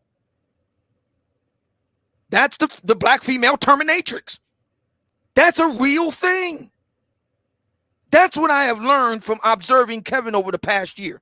Not all black women. I'm not saying all, but there is a certain percentage of black women you just cannot reason with. You just can't do it. You can't do it. And it doesn't matter, no matter what kind of accomplishments you have, none of that matters. None of it. None of it. It just doesn't matter. Because, I used to be under the impression that, okay, you got certain type of guys black women will listen to, they'll do what they say. And you got other black women, no matter what I would have went along with that. But the way I see them going after brothers like Kevin, going after brothers like Dennis Sperling, I'm like, damn, man. See, to me, it don't make no difference what you do or what you look like. You don't say the right thing, they going after you, period.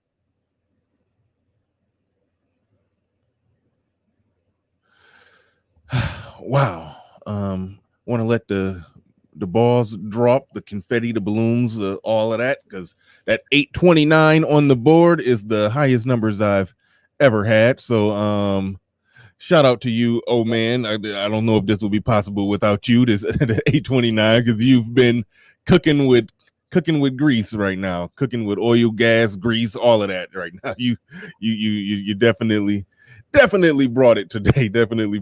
So thank you, everybody who's in the building. Make sure you hit the like button. No one, it says the cost of an older woman versus a young woman is a no-brainer. Why pay the cost of fertilizing and implanting eggs plus surrogates? Thank you for the super chat. Appreciate that. The Swooviest in the building says she sounds bitter. The epitome of sign language. That's shame, insult, guilt, need to be right. Something. I think I got it right. That's the epitome of sign language. As old man said earlier, Kevin Samuels held up the mirror and she didn't like the reflection. Cue the no man's land horn. Yeah. That's right. Michael Graham says, ignore Kendra G and overweight old weave. Yeah, she ain't overweight. But old weave hat, you're right about that. Weave hat that froze her eggs. You are right about that. Thank you for everybody who hit that super chat. Michael Ross in the building says, for the record, shout out to everybody else. Appreciate everybody who came on through. Young J216 says, remember how the sisterhood reacted. Oh man, I don't even bring that up. Reacted to Kobe's death. The most disgusting stuff I've ever heard. Yeah, not only that, but the lady from Seattle followed it up and did one just when you thought it couldn't get more disgusting. The lady from Seattle came through and followed it up with the death of the late great boxing great Marvin Hagler. What did Marvin Hagler do to them? Was he married to a white woman? Because apparently he had a mate of the Becky variety, if you will. The lady from Seattle she did a lot of crowing. See what I did there? Did a lot of crowing over the fact that apparently he left his estate to her, and she was none too pleased with that. But my thinking is, you weren't thinking about all that when you were going across the country with the Trans Europe Express. I'm just saying. I wasn't even listening right there. Justin March says, congratulations. Shout out to you, Justin March. Appreciate you. Yeah, that was news to me. I didn't know nothing about. I didn't hear no criticism on the Marvin Hagler thing, but I'm not shocked. I'm not surprised. That doesn't surprise me in the least bit that they made a big stink about that. On the Cash App end, Ronald Calhoun says, "Keep up the good work, brother." K Kumazi says, "For the Fire podcast. God bless you, fam." Thank you very much. Appreciate that. AC Star Radio, AC Star Talk Radio. Got that wrong. AC Star Talk Radio says, "Just showing love to the brothers." And karmatic is the correct word. Oh man, LOL peace. Yeah, y'all was having word wars yesterday. I stay out of those because I'm liable to botch a word up too. So I just I'll let y'all have that fight. Black Wolf Eek in the building. He says, "We got 800 in the building. Shazam, bitches, Shazam." That's right. That's right. Nuruddin says, "Actually, Obsidian Barack Obama had to put up with the BFF in the Oval Office. Remember, the My Brother's Keepers initiative was squashed by BFF." He makes a good point. That's a very good point. Fair point. That's a fair point. The black feminists descended on him like a flight of vultures, and then you got at him. Yeah. Yeah, that's wild. That is a wild one. That is a wild one. Oh man.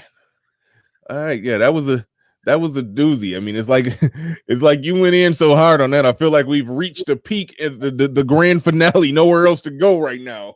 Well, I mean, do we have time to take some calls or yeah. We could open this thing on up.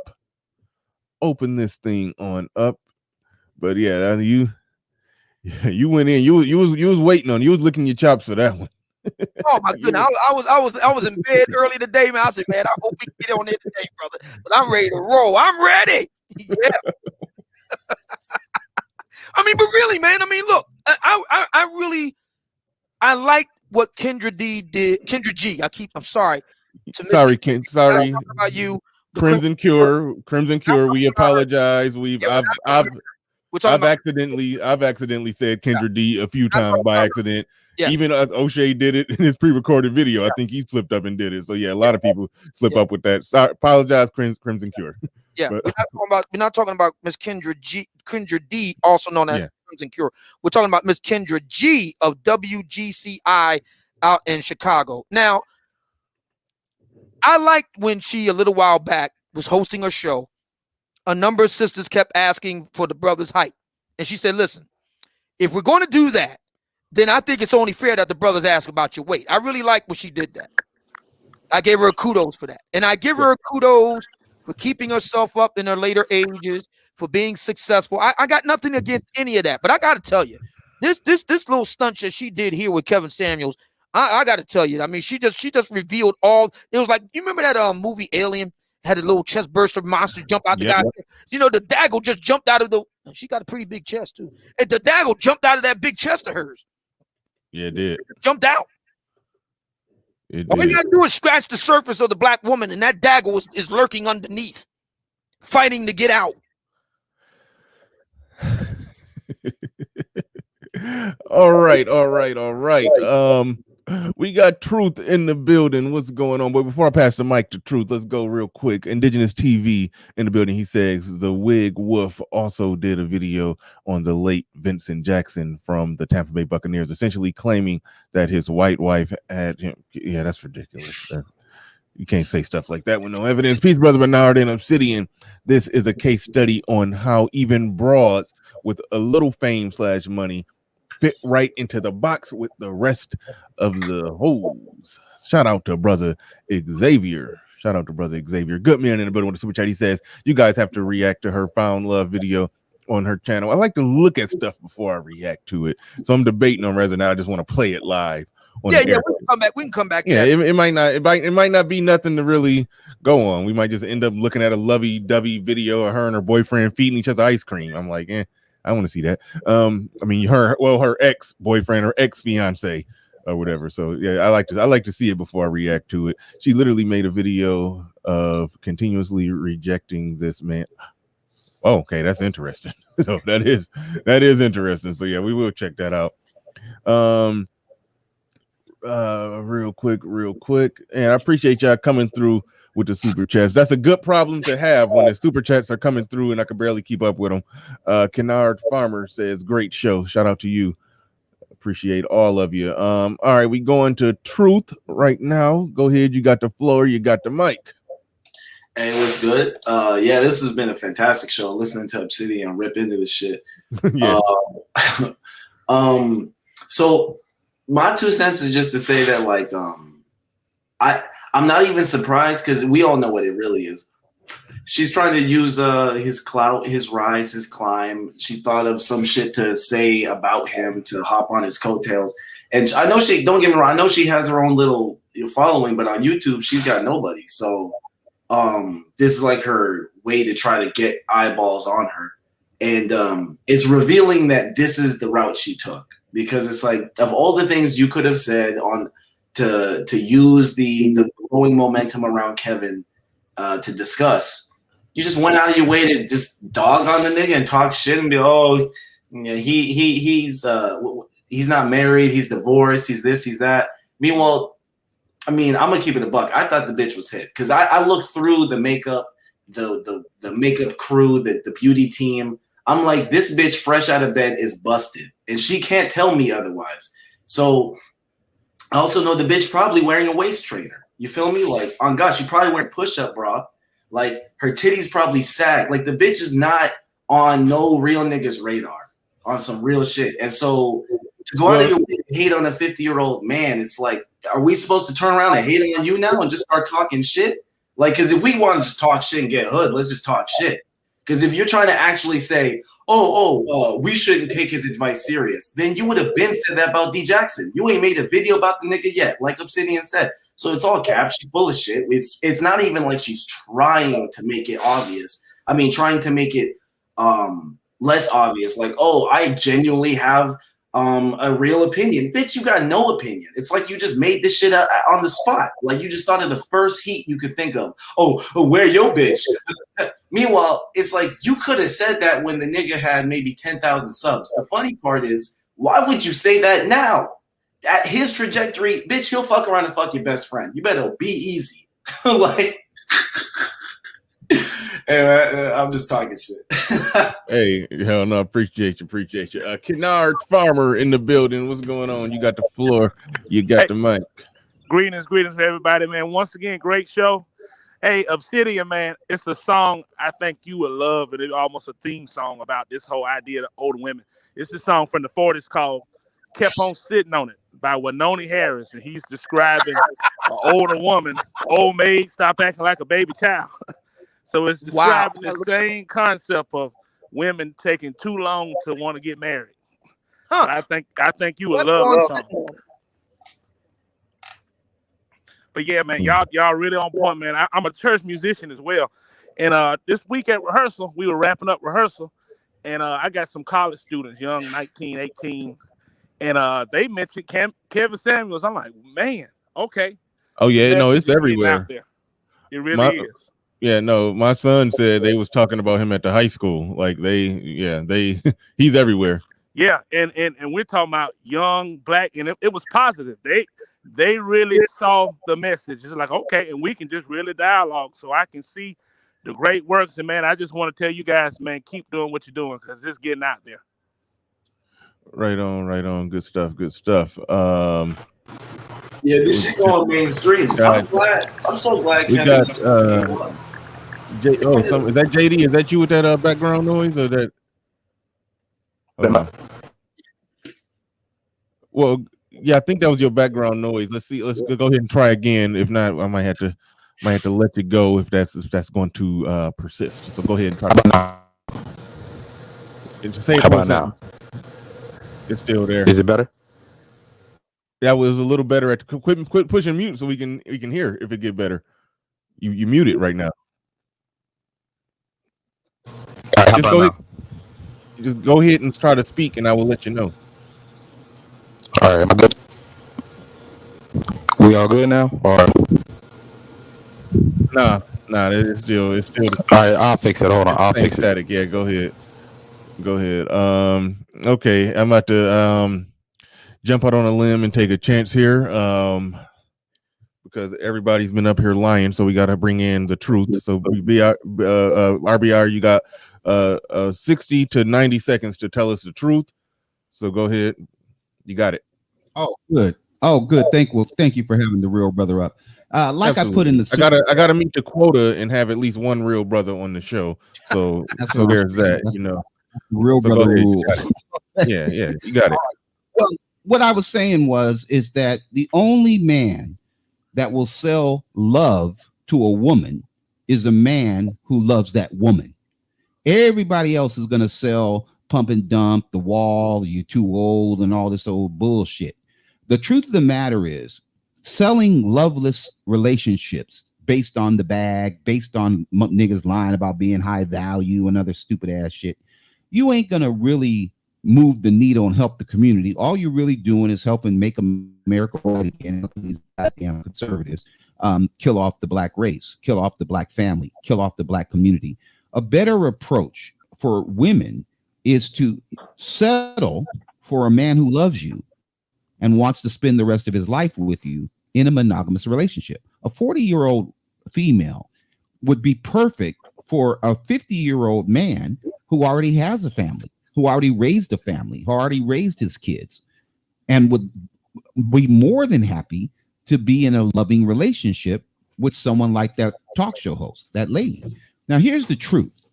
Women are not like men in that for men, love and happiness is few and far in between with men because you don't have that many opportunities.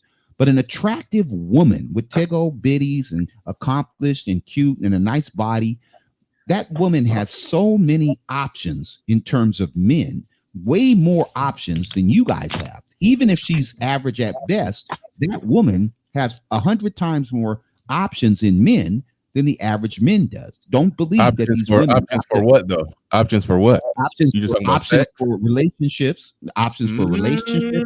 I don't know about that one, RBR. You haven't jumped off the cliff and went crazy yet. But so you made a normal point that we can disagree on and have a conversation about. They got more options for sex. The average woman, yes, she got sex on speed dial. She can order up sex whenever she wants. It's not as easy for the average woman. Hold on, real quick. It's not as easy for most women or the average woman to just order up a relationship that she really truly can respect. That's another thing. That's you selling that bullshit. A man who loves her is not selling that bullshit. He's selling love. How come? Because he loves her. But only him. See, you niggas are not going to sell love to a woman because you don't want to love women. You look for women that you don't love, that you want to pump and dump and all that old dumb shit. Love is to be found between a woman's thick thigh meats. Okay, that's what love is. Okay. Well, no, that's not love. That's lust. But anyway, so what I'm saying is, go ahead. I just wanted to say real fast. I agreed with the first half of what you were saying.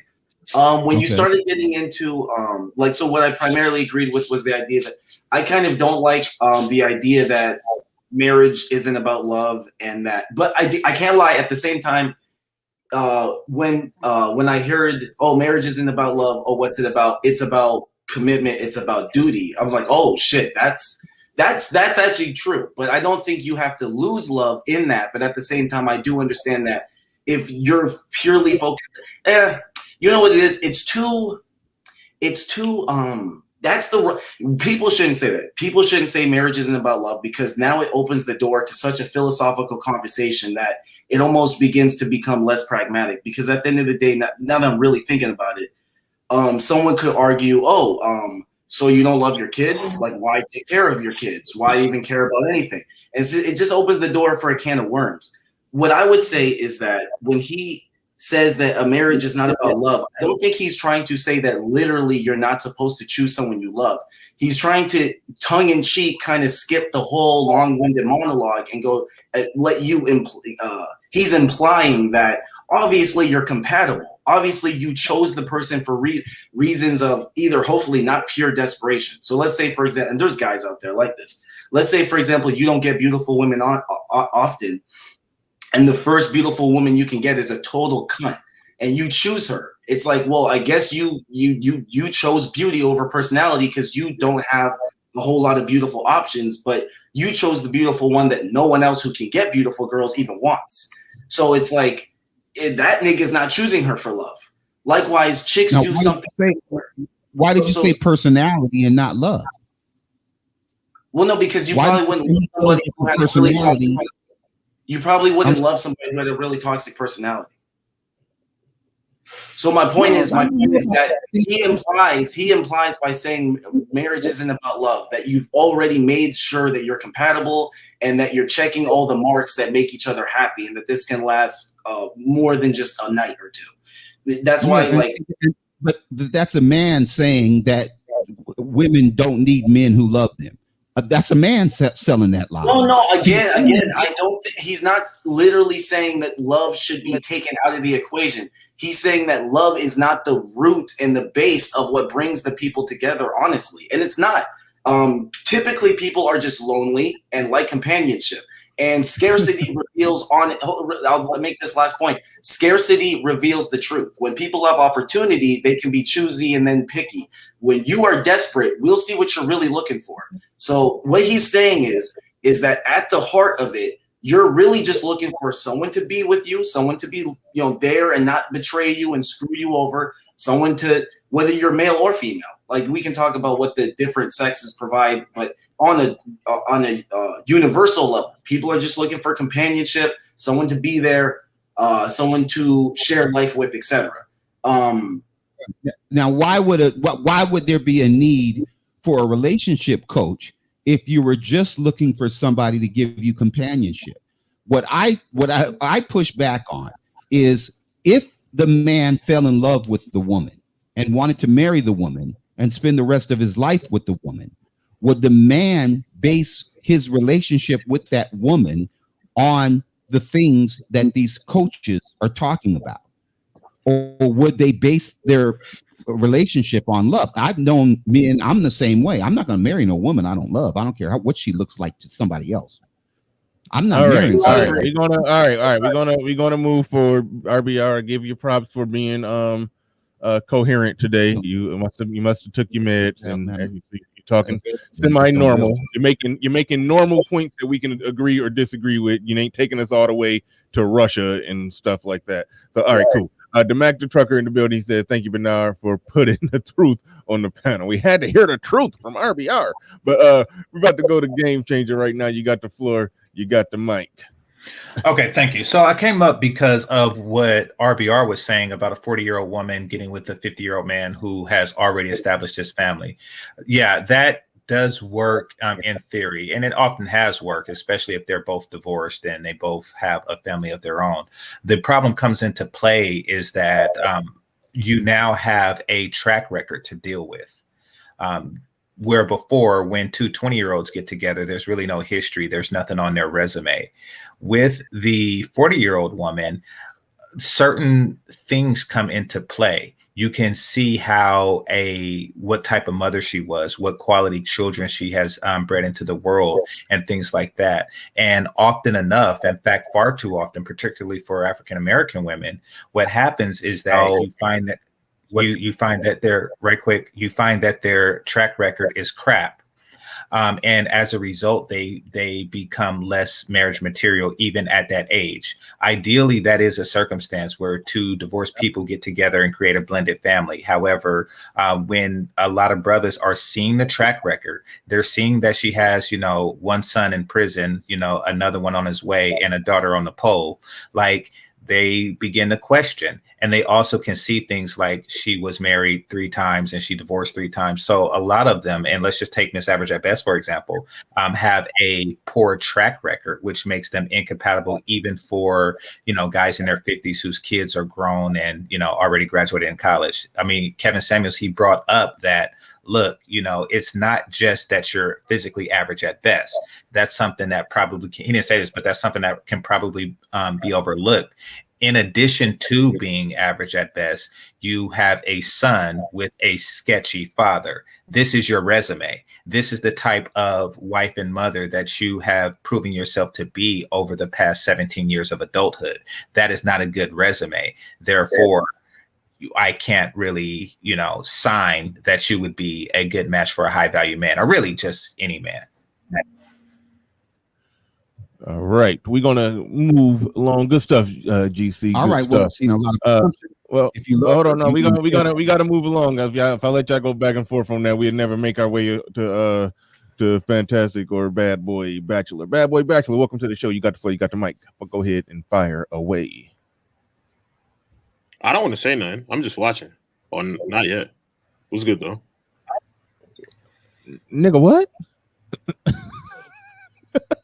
You said you're on the show, but you don't want to be on the show. Say somebody he don't want to say nothing or something like that. So I joined late, so I don't even know what the question is. Oh, then just chill. Just listen from the audience. You can just listen from the audience, and then when you got something to say, you can come on up. All right. Let me move you on down. Go ahead, Fantastic. You got the floor. You got the mic. Hey, what's up, man? Shout out to Bernard. Shout out to Old Man, man. Shout out to everybody on the panel. Up GC. Yeah, man. Listen, we know that what's going on here. We've seen it several times. You guys remember the whole April Mason thing that happened when we railed against her directly. We were the first responders to that, and they didn't put a name on us then. And nobody was really called out. The Black manosphere wasn't known. It was just all of these allusions to and reference without directly naming it. But now what Kevin Samuels does, man, like I said, I guess he puts a face on it, and you get to see this woman that you can literally see her change her whole thing up to how Kevin Samuels does his. Because Kendra G used to do the same thing as where she had like a singles night or whatnot, what have you. And she would never, for the most part, give a lot of pushback to the women. She would have a couple here and there because I remember she had one that went viral for the chicks that her husband was in the hospital or something, and she got on there and she was looking for another man. But for the most part, unless it was something extremely just downright despicable and disgusting, she didn't give much pushback to these women.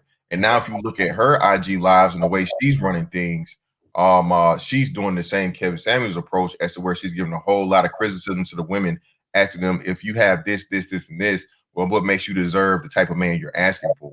And like you said, the best thing when I saw this, you guys mentioned it, so I watched the exchange between him and her, and the whole thing of her trying to evade questions and dance around all these things that are fact is just prevalent and relevant as ever, man. And like you said, now this is the easy shot of truth. Truth said it. This is the easiest clout chase, man. This is clout chasing 101. So if she wants to, a lot of people are understanding this, as much money or whatever money you can make on Instagram or IG, unless you get one of those check marks, you got like advertisements, stuff like that, it's never going to amount to YouTube. You get an actual check from YouTube. You know what I'm saying? You get this following over to YouTube, from AdSense to live streams to, especially like I said, and notice this again, shout out to the streamers. We'll just say that everybody's starting to see just how lucrative this streaming thing is if you hit the stratosphere like Kevin Samuels did. So yeah, man, people are after that bag, as they say, and the best way to get the bag is to follow the man that has it. So I mean, that's easy, easy peasy, man. Right on. Good stuff. Good stuff. Cool Kamazi in the building. Go ahead. You got the floor. You got the mic. Good morning, fellas. How's everybody doing? Doing great. Doing great. Quick question for everybody, but especially Obsidian. With her age coming in at around 40, do you see a possibility of an Anna Nicole situation for these women around 40 and up? Sure. Like I said before, Kendra, I mean, we can. Just to be clear, you said an Anna Nicole situation? Right. Anna Nicole Smith. Right. Yeah. What is the situation?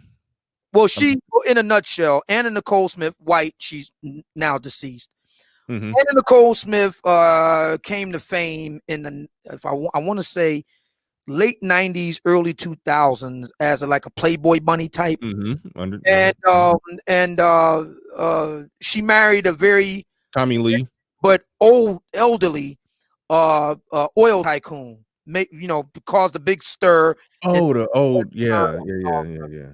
So my point being is, yes, a Kendra G type sister can make that work in Black America, absolutely.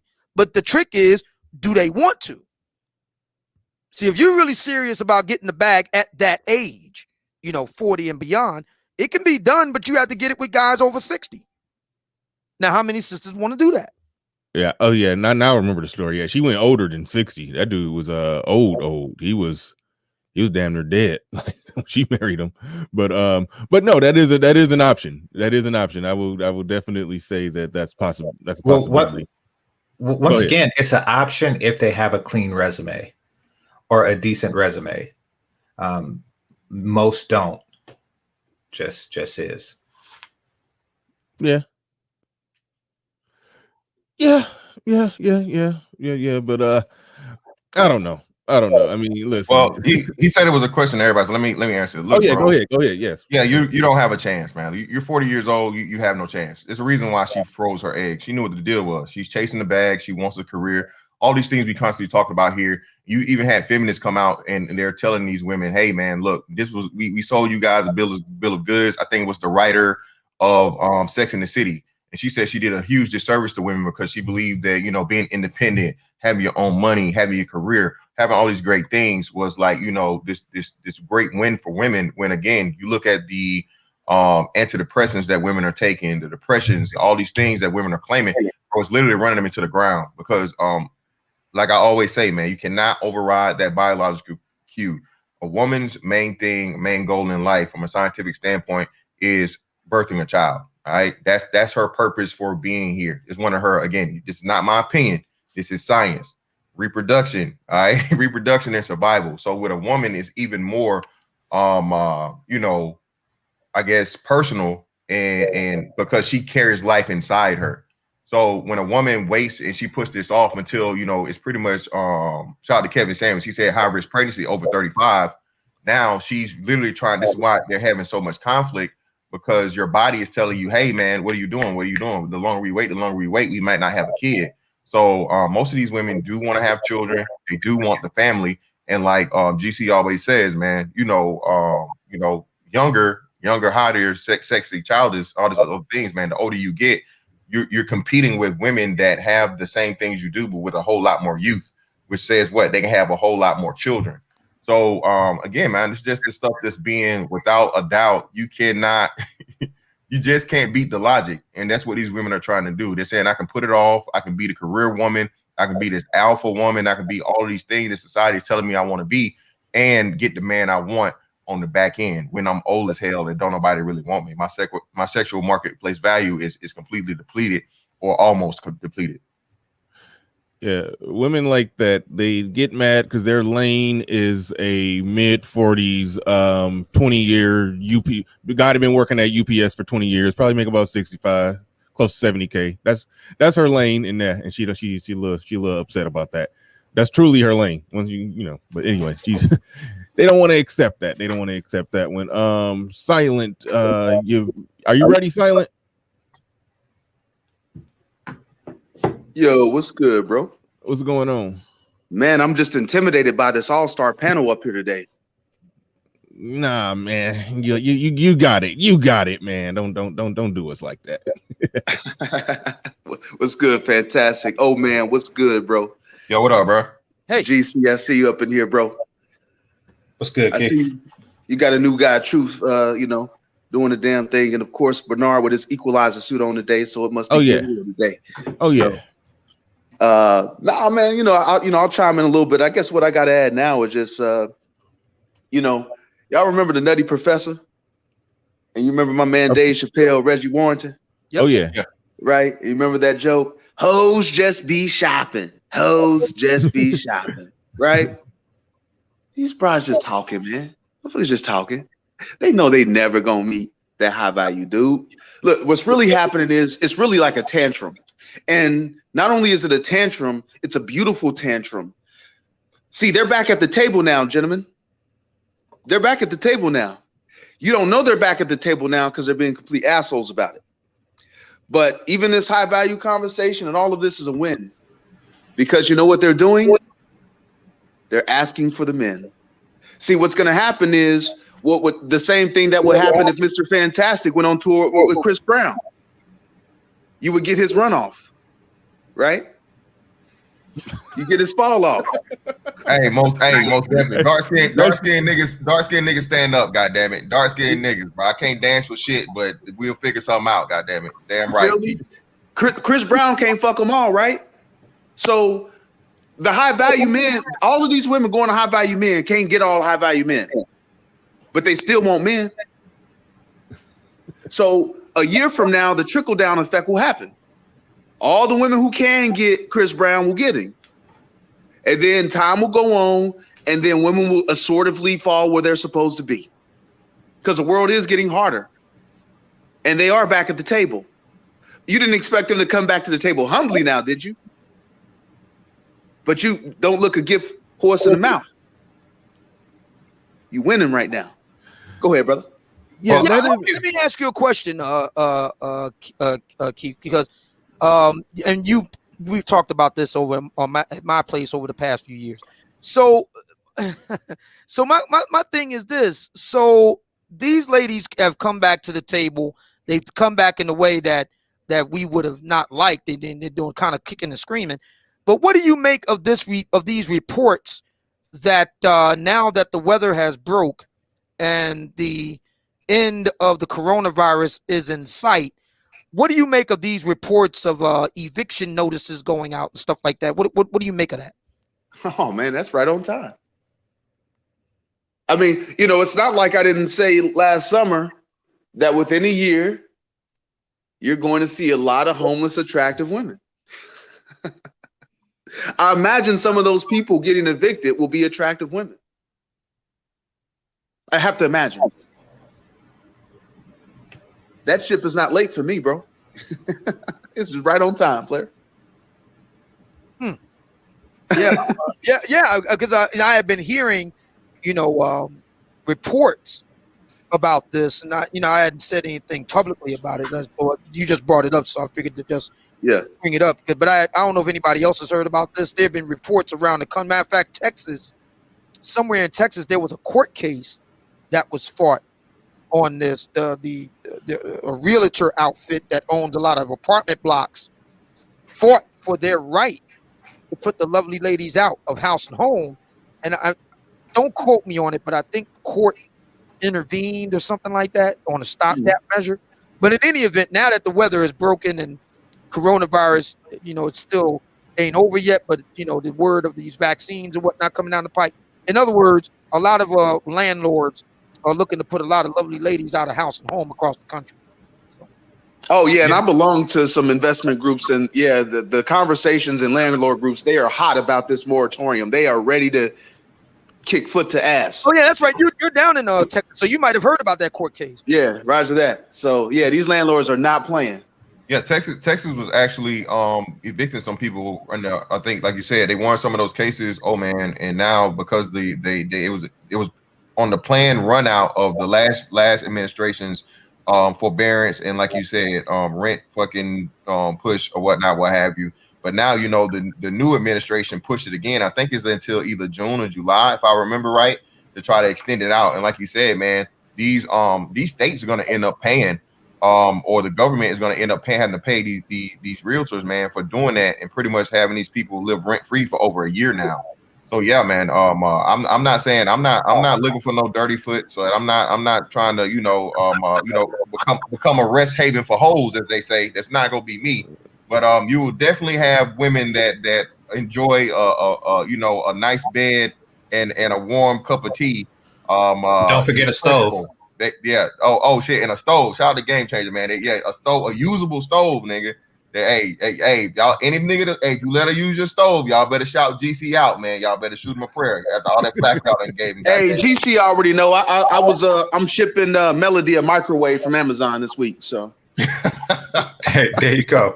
Yeah, it's interesting that Kevin, I don't know if anybody's heard this. Kevin has been arguing over on his shows that we're in a period, and to his credit, Silent Lamont has been talking about this for several years that I'm aware of.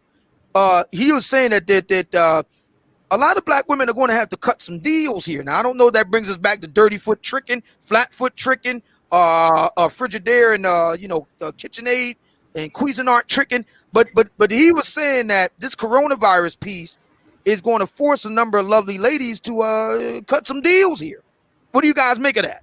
Well, I don't think it would have to be any exact tricking. I mean, some dudes would define it as tricking, but it wouldn't be exact tricking. I think there's enough guys out there who, if they have a functioning household with roof over their head, electricity, running water, and some food in the refrigerator, yeah, a woman can come lay up in there in exchange for some sex, silence, and a sandwich. Yeah, I mean that's been a fair deal since the beginning of time. So I mean, what does all this pay all my bills? That's exactly that. I need you to put me up, nigga, please. It's hard out here. I need a place to stay, nigga. I need. Can you play the light bill? What do you think they saying? Of course, they're not gonna say it like please. They're gonna be assholes about it, but that's what they're saying. Hey, a bitch, they gotta pat their weave and say it with an attitude, but what they really saying is, nigga, I'm desperate and homeless. Please help. Right. Hey, they definitely trying to get out of that women's shelter. Goddamn, I can tell you that. And listen, this ain't gonna just be like for a shout out to the non-select dudes, bro. This is gonna up everybody's.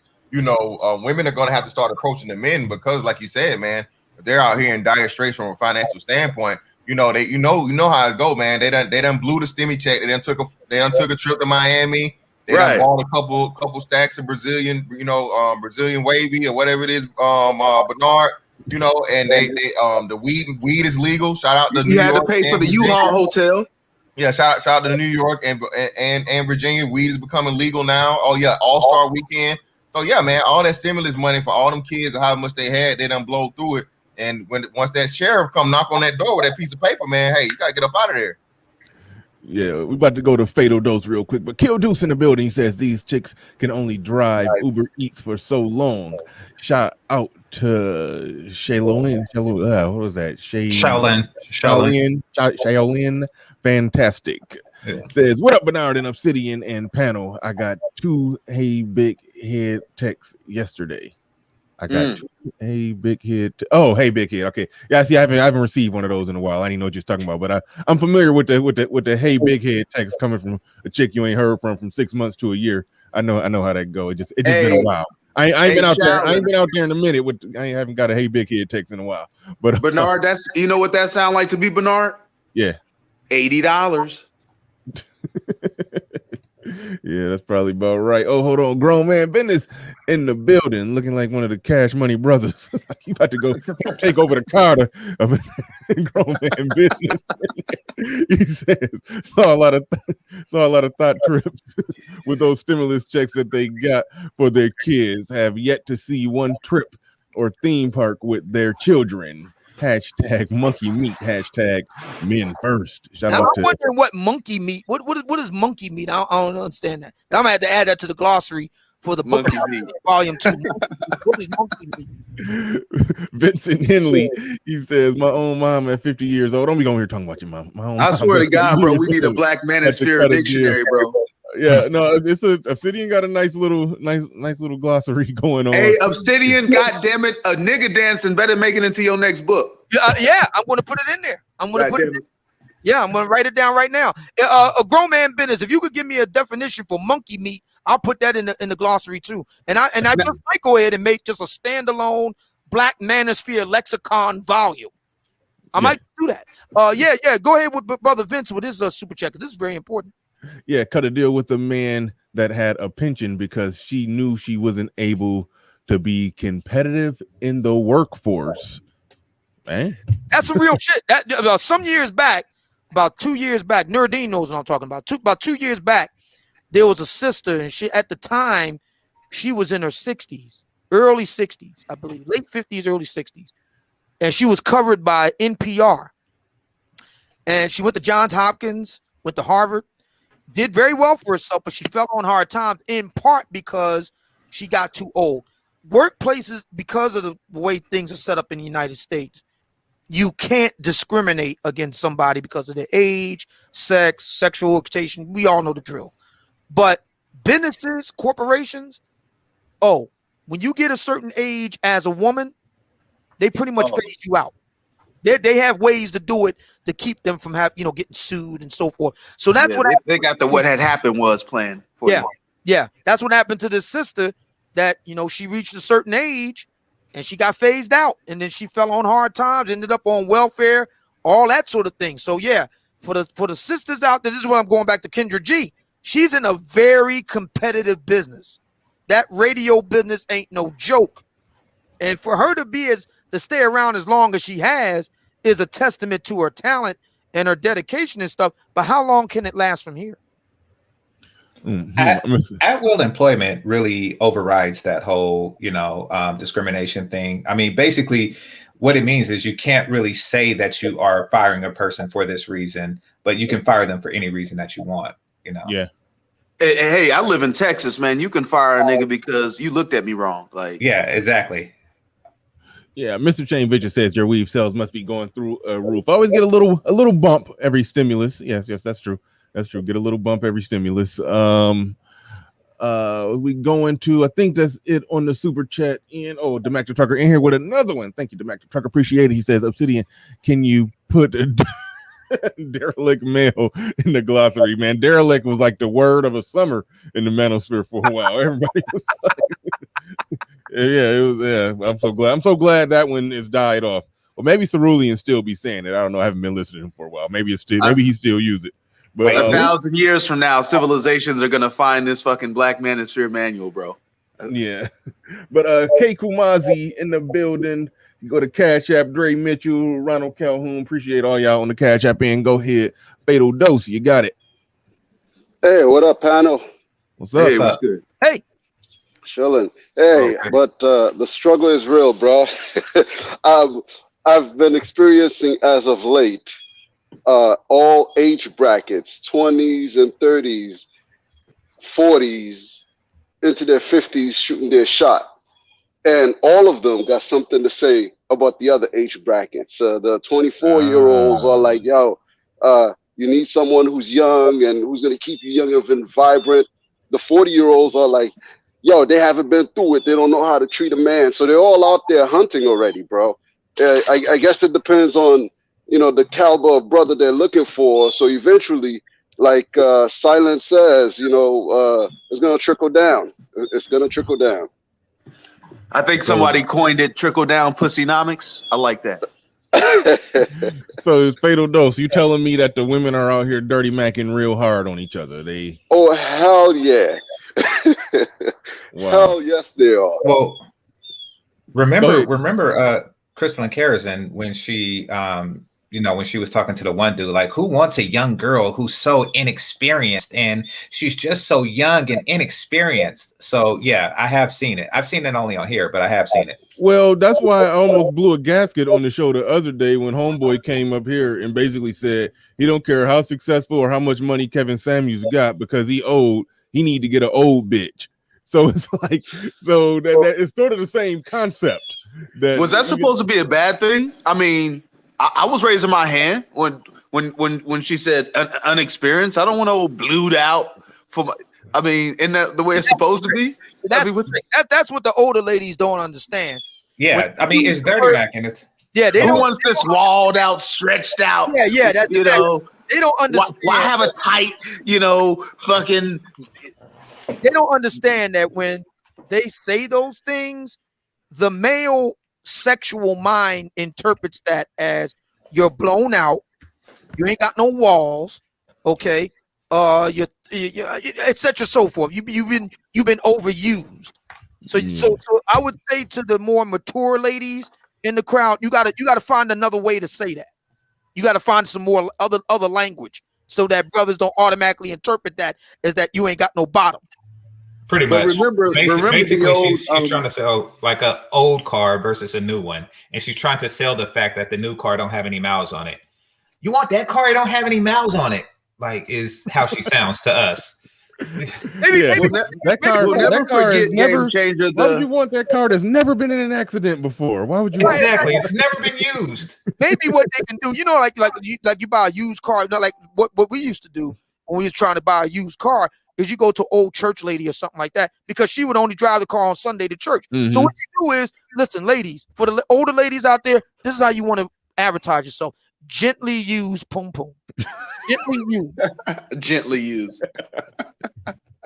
It's like describing a house as cozy. Hey, check this out though. My boy the other night was talking about the whole home wrecking thing, and those are out there too. And they're coming in full force, bro. I don't know what's going on. If any of you brothers on the panel have experienced it, maybe it's where I'm hanging out at. But in the past month or so, they've been coming out full force, bro. But Bernard, see, this is the reason why my parfait analogy will always stand. Do you remember the parfait analogy? No, reiterate it because we got 852 people in here. All right. 863. So everybody don't know your analogy. So go ahead and do it again. For the 11th chapter in No Man's Book, the parfait analogy. So back in the 90s in high school, you know, you would have kids that would have free lunch. And then you would have the cool kids who would go off campus who can afford to, you know, go to a little restaurant nearby, you know, and go get their food. So, you know, me and the other cool kids would go up to Kentucky Fried Chicken, you know, and get a little meal because we didn't want to eat the BS they had at the cafeteria. So one day we go up to Kentucky Fried and, you know, you normally get the little, you know, 2-piece and, you know, and the biscuit or whatnot. So they done ran out of chicken. So everybody's like, you know, what's going on? How does it, I come to KFC, how's it named Kentucky Fried Chicken and y'all don't have no chicken?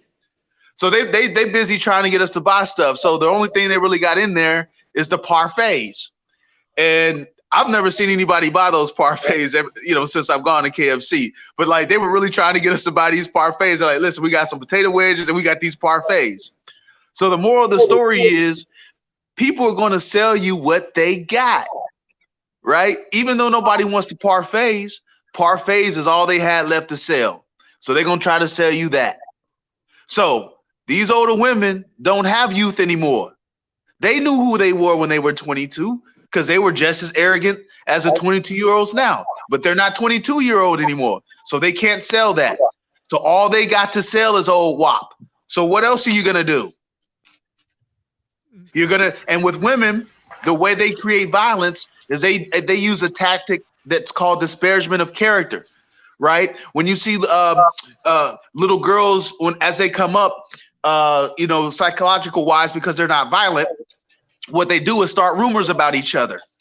All right. And those rumors are designed to bring her character down so the other boy, so the cool boys won't like her, you know, make up rumors about she stinks or some shit like that. Right. That's how little girls operate. They bully each other like that. Right. Men get the fisticuffs. So it's just the grown up versions of the little girl shit. The old women are going to start lying about the younger women because they can't compete. So you do the next best thing, man.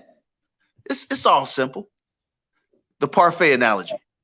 All right. Nerdine in the building with a super chat says, Rhapsody, and I know what you're talking about. Her name is Elizabeth White on a series called 50 and Faking Normal. She was living out of her car. Thank you for the super chat. Appreciate that. Raymond Robinson says, like De La Soul, the stakes is high. You know them stakes is high.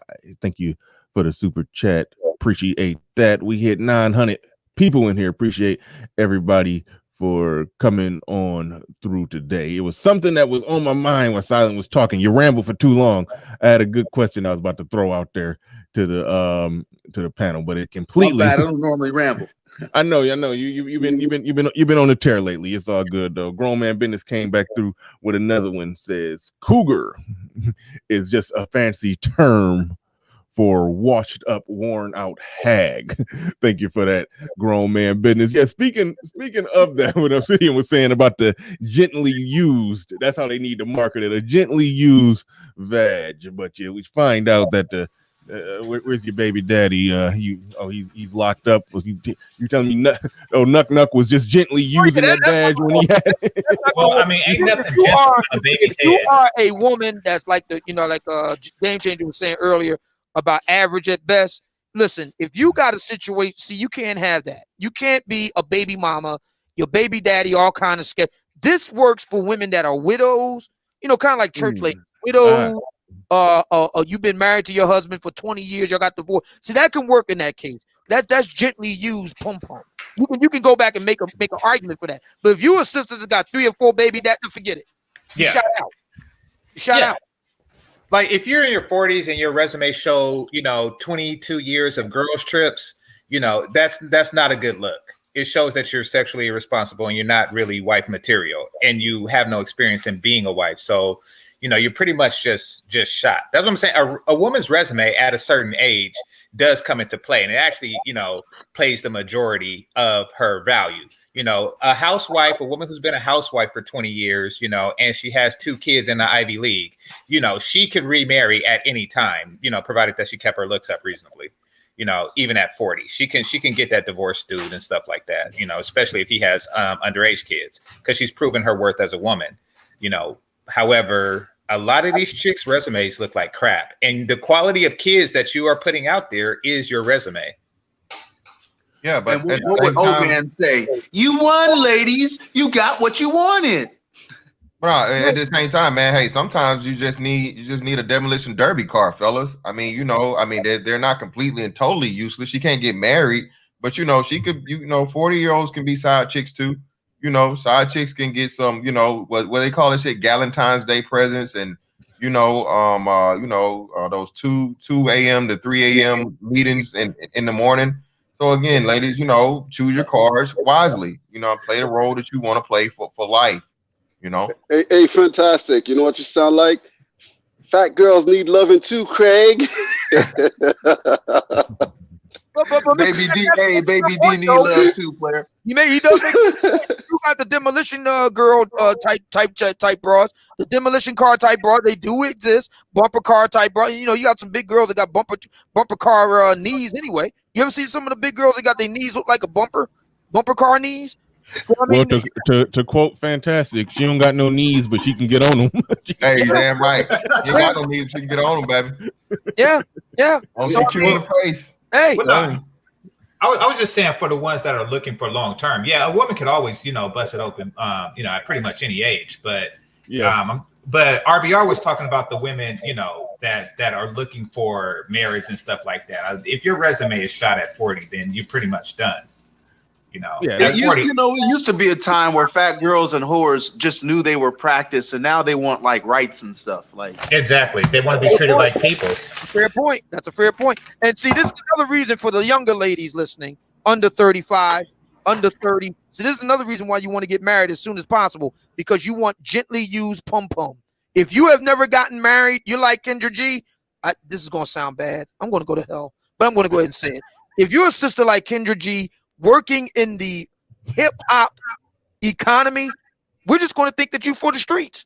Oh, it's over. Oh, God. It's into over. The streets she shall return.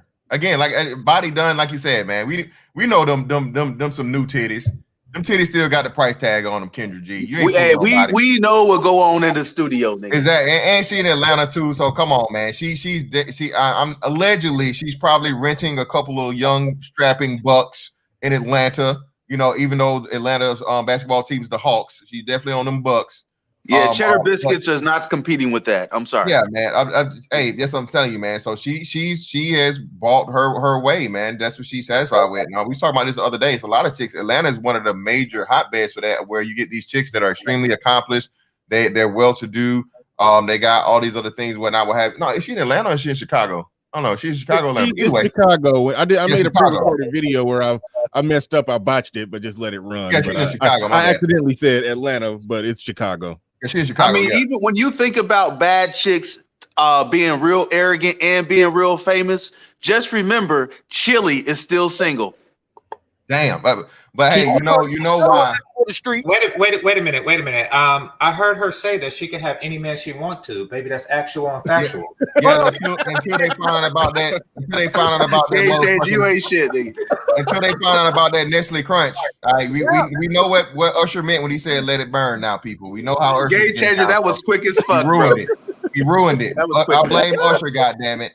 I blame Usher. Have any man she want for a night. That's true. She for the streets. As long as she ain't flamed up. As long as she allegedly. As long as she ain't. Yeah, she was with homeboy at that time, bro. She might, have that gift, nigga. She might have that gift. Oh my goodness. Hey, that bump, nigga. No B2K. You know what I mean? That be she might have that Killmonger. Oh, gee. Oh, damn. Yeah, he looked like he had big bucks for his whole damn life. Like, what? Listen, blame Usher, man. Blame Usher. Yeah, hey, that's it. Hey, Usher out there flaming up them big girls, man.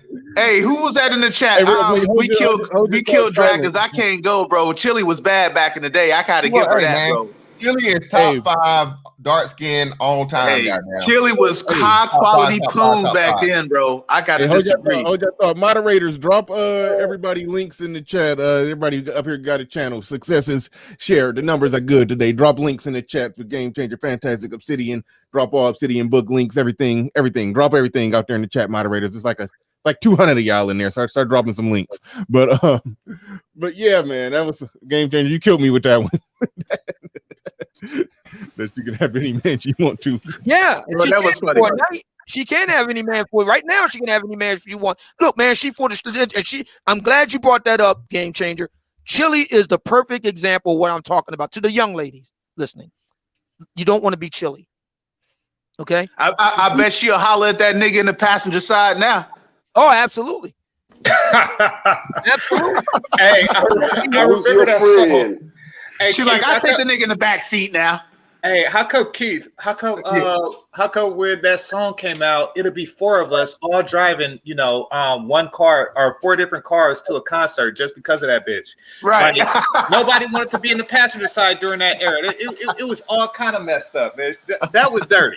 It's like we got cars, but it's just more convenient that we rode together. Real talk, because that would be on my mind when I would go out. Like, nigga, I'm driving. Like, I ain't the nigga sitting in the passenger seat, not looking like I ain't got the hot ride. But we taking my car. Exactly, like you had to. It's like this. I mean, before it just made sense that you just roll with the homies. Even though everybody TLC contributed to the mobile oil industry, they need to cut them bitches a check. Pretty much. And California ain't no joke. Y'all got it good in Texas with gas prices. California ain't no joke, man. That was killer. Yeah, TLC is why niggas don't carpool today. Driving in the. Yeah. So I mean, no. For the ladies listening, you don't want to be Chili, and I hate to say this, you don't want to be Kendra G. You don't want to be out here in your 40s looking all crazy. You want to get married, or at the very least, failing that, a shout out to Alan Roger Curry, long-term monogamous, emotionally profound relationship. You want to be riding just one pole for at least a decade or more. Then if you find yourself back out on the block, so to speak, you're gently used. But if you're not known to have a husband, you ain't known to have a long-term man, and you just out here 40 plus, you for the streets. That's it. You for the streets. And the thing is, the propaganda is really to get men to do everything in their power to drop our spidey senses. That's, the push against fat shaming, the push against, no, there's nothing wrong with marrying a woman over 30 and still asking these questions like, what? Because we know if she has reached 30, the pounds of penis that has been thrown, like, it's almost like they don't think we remember yesterday happened. Like, we know what happens up to 30. So when she's like, hey, big head, like we just think we're supposed to feel special, but we're supposed to not have any spidey senses and just open your wallet. Yeah, man. Yeah, this is really interesting YouTuber brother out of the UK. He's a Pakistani brother, Pakistani Muslim brother. He goes by the name of Rubel Zuman, right? And I hate that nigga. He does a lot of Kevin Samuels response, but really he's responding to a lot of delusional chicks who mad at Kevin, so he responds back, right? So he was responding back to this one broad, and he told her, he said, listen, you've been piped down by a whole bag of men, and you talking crap. A whole bag of men. How do you get piped down by a bag of them? A whole bag of dicks? Oh man, not a big bag of dicks. A whole bag of men, yeah. You know, you fellas done heard of Black Ram, I'm sure. Of course. And he had this video, which is required listening. What like old man is talking about. Women are nasty. And I look back on my times in the army and all the debauchery we did and all the shit that we would see and what these females were doing. And then I think 10 years from now, she gonna be some dude's wife or some dude's girlfriend. And that dude will never fucking know what she was doing in the barracks. This story will never go anywhere, ever. She won't tell anybody. Her friends won't know. She will go through life and then end up some nigga thinking she's special buying her cheddar biscuits. And then I thought, damn, the woman I meet in 10 years, I'm gonna think she all that. And she was also would have been that. So it just opens your eyes, bro. It almost is like, this is why I'm a bachelor, bro, because it's like once you know, it's hard to go back because they all done it, bro. They all done it, and especially if she looked like anything, man. That's the one thing you got to deal with too. If you dealing with beautiful women, bro, you got to be prepared that she been on a roller coaster. Trust. You got to come to grips with the that, carousel. Man. They've been on that carousel. But check this out, though. I have a young brother I was talking to, and he was telling me how good he had it, and he was smashing all of these friends with benefits, and him and his boys are pretty much passing the entire neighborhood around to each other. And then I looked at him. I said, you know, you're going to have to marry one out of that bunch, right? And the look on his face, like you could tell that brother never thought about the fact that all them broads that are getting passed around all over the place is who they're going to have to deal with when they want to settle down. It's crazy. Yeah. There, I said it in the building with the super chat. And man, Silent, that was some funny shit. And it's like TLC put an end to carpooling. We can't even carpool. It's convenient, man. We go in the same direction. There's no need to go in two cars, but nah, whoever in the passenger side, he just you taking the L if you're in the passenger seat. Pretty much. I like that song, No Pigeons. I like that they clap back. Oh yeah, yep. Yeah, that was good stuff. Yeah. You know what's funny? We went out with one of my boys one time in my car, and I got the little fly little whip. What I let my boy drive. And what's funny is because I always get attention from my car or whatever. And a lot of times from guys, because gearheads and shit, like I got M3 or whatever. So that was what's under the hood and all that shit. So, but so we was uptown or something, and the chick went, like the car and started hollering at my boy driving and shit. And we just let it play out. But it's funny because it's funny, She's dumb. She's gonna go to this house. And that car is not going to be sitting in his garage. Right. Snuggles in the building with a super chat. He says, a question for the panel. If you give people exactly what they want, do you know what the outcome will be? Or will it be the same? Anybody can answer that one if you feel obliged to do so. If you give people exactly what they want, they're going to want more. Mm-hmm. Is the short answer to that. Like history have shown that. Like if you gave everybody ice cream, they're going to want sprinkles. Here's a good analogy. Everybody donuts, they're going to want milk. You live in a universe of high-speed internet, right? Now, we grew up as kids in the 80s where we had to wait for things. But if you click on a website and you had to wait 5 seconds, you would lose your shit. That's the result of you being given everything immediately. You can't wait 5 seconds. Yeah, it's a gratification. And yeah, furthermore, like you said, man, most women don't know what they want. Everybody's saying, what do you want? What do you want? It's not that simple. What do you want? More. You don't know. The answer is more. The answer is something else. Chief BD in the building with a super chat. He says, Pepper Ridge Farm remembers. LOL. Shout out to No Pigeons. I gotta look that up when we get off of here. I haven't heard that in a long time. My mindset was different back then when I heard it, so I wonder right now does that song have more of a ring of accuracy to me? Oh, it's accurate as hell. He said, "This ain't my car, like that ain't your hair." Oh, okay, yeah. All right, so it's more relevant now because weaves wasn't like it is now. And wigs wasn't like it is now in the 90s. Mm-hmm. That ain't your hair, that ain't your eyelashes, that ain't your actual skin tone, that ain't your boobies there, and we know about the Brazilian butler. So what is it is yours? Yeah. What was that little parody of the "I'm gonna get you, sucker"? Somebody did it, and the chick came in the room and then started taking off legs and arms and shit. Oh yeah, that's regular now. I know what you're talking about. Yeah, other than the prosthetic leg, everything else is pretty much on point. That's pretty standard. The contacts and ass coming off every damn thing. Yeah. You look like her. She looked like you. Yep. That was Pretty. classic. My eyes aren't really green. He's like, oh, that's Yeah. I don't know about all that silence. She look like you look like her. She might just be a man. You wake up like that scene in Low Down Dirty Shame when that nigga wake up with what's that motherfucking name? The gay dude. Oh, Wayman. Nigga wake up with Wayman in the bed and shit. Nigga. Yo, you know what? Today that may be true though. That may be true. You done pulled off that fucking weave. Hey, cause you know what, man, bro. Look. Hey, fellas, like I said, man, if her hands or feet are bigger than yours, hey, be careful. Oh, hell no. Hell no. Hell no. Your feet because they going down to Brazil, bro. I don't know what. Hey, your feet you better be big. careful.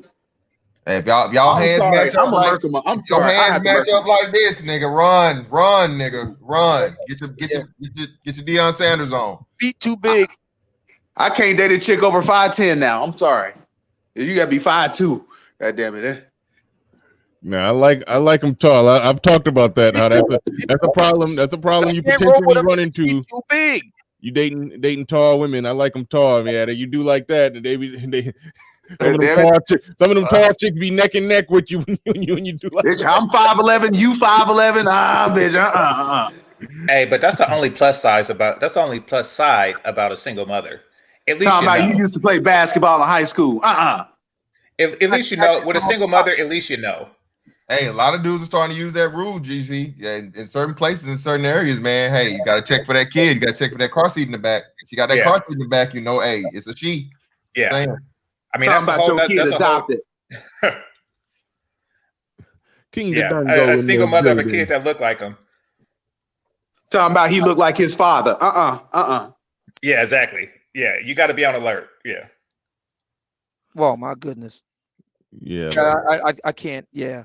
She's if her feet's too big and them hands, the hands of stone. You know what I'm talking about.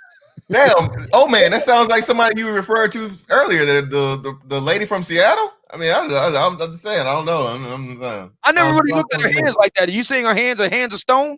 Hey, man, them hands kind of Bill Waltonish. Just saying. We'll get a big power forward. I'm telling you. Oh man. Oh my God. Yeah. I never really looked at her hands like that. But matter of fact, you know what? How tall is the lady from Seattle? Did anybody know? No. She looks to be fairly tall though. The one picture they showed with her with that white dude, I think they was like shoulder to shoulder, but I don't know if she had on heels or not, but I don't think she's no short motherfucker. Oh, okay. Well, that might make a lot of sense. With them, the whole we've got to upgrade it from a eagle to a vulture. Yeah. Oh, I mean, but I mean, California condor, oh man, California. Yeah, condor, yeah, that'll work. But there was a bun in the oven. Condor. Like she laid an egg. You said what? Oh, I said an egg was laid, so we could rule that out.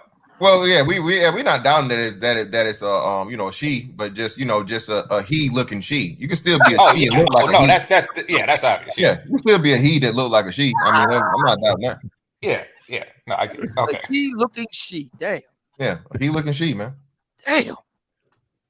But then you got the voice aspect to go along with it, so it's kind of like a jarring juxtaposition there.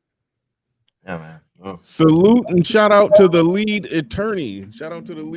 I sent you an email. I know you said your emails get lost in the shuffle because you get so many of them, but I sent you an email. Hopefully you can unearth it and dig it up. But shout out to the lead attorney in the building. If you not subscribed to him, you're doing yourself a disservice. Y'all need to make sure you go on over there. He's definitely. And he calls himself lead attorney. Oh, you don't know about him? Dude, look at his he was on O'Shea. He was on O'Shea.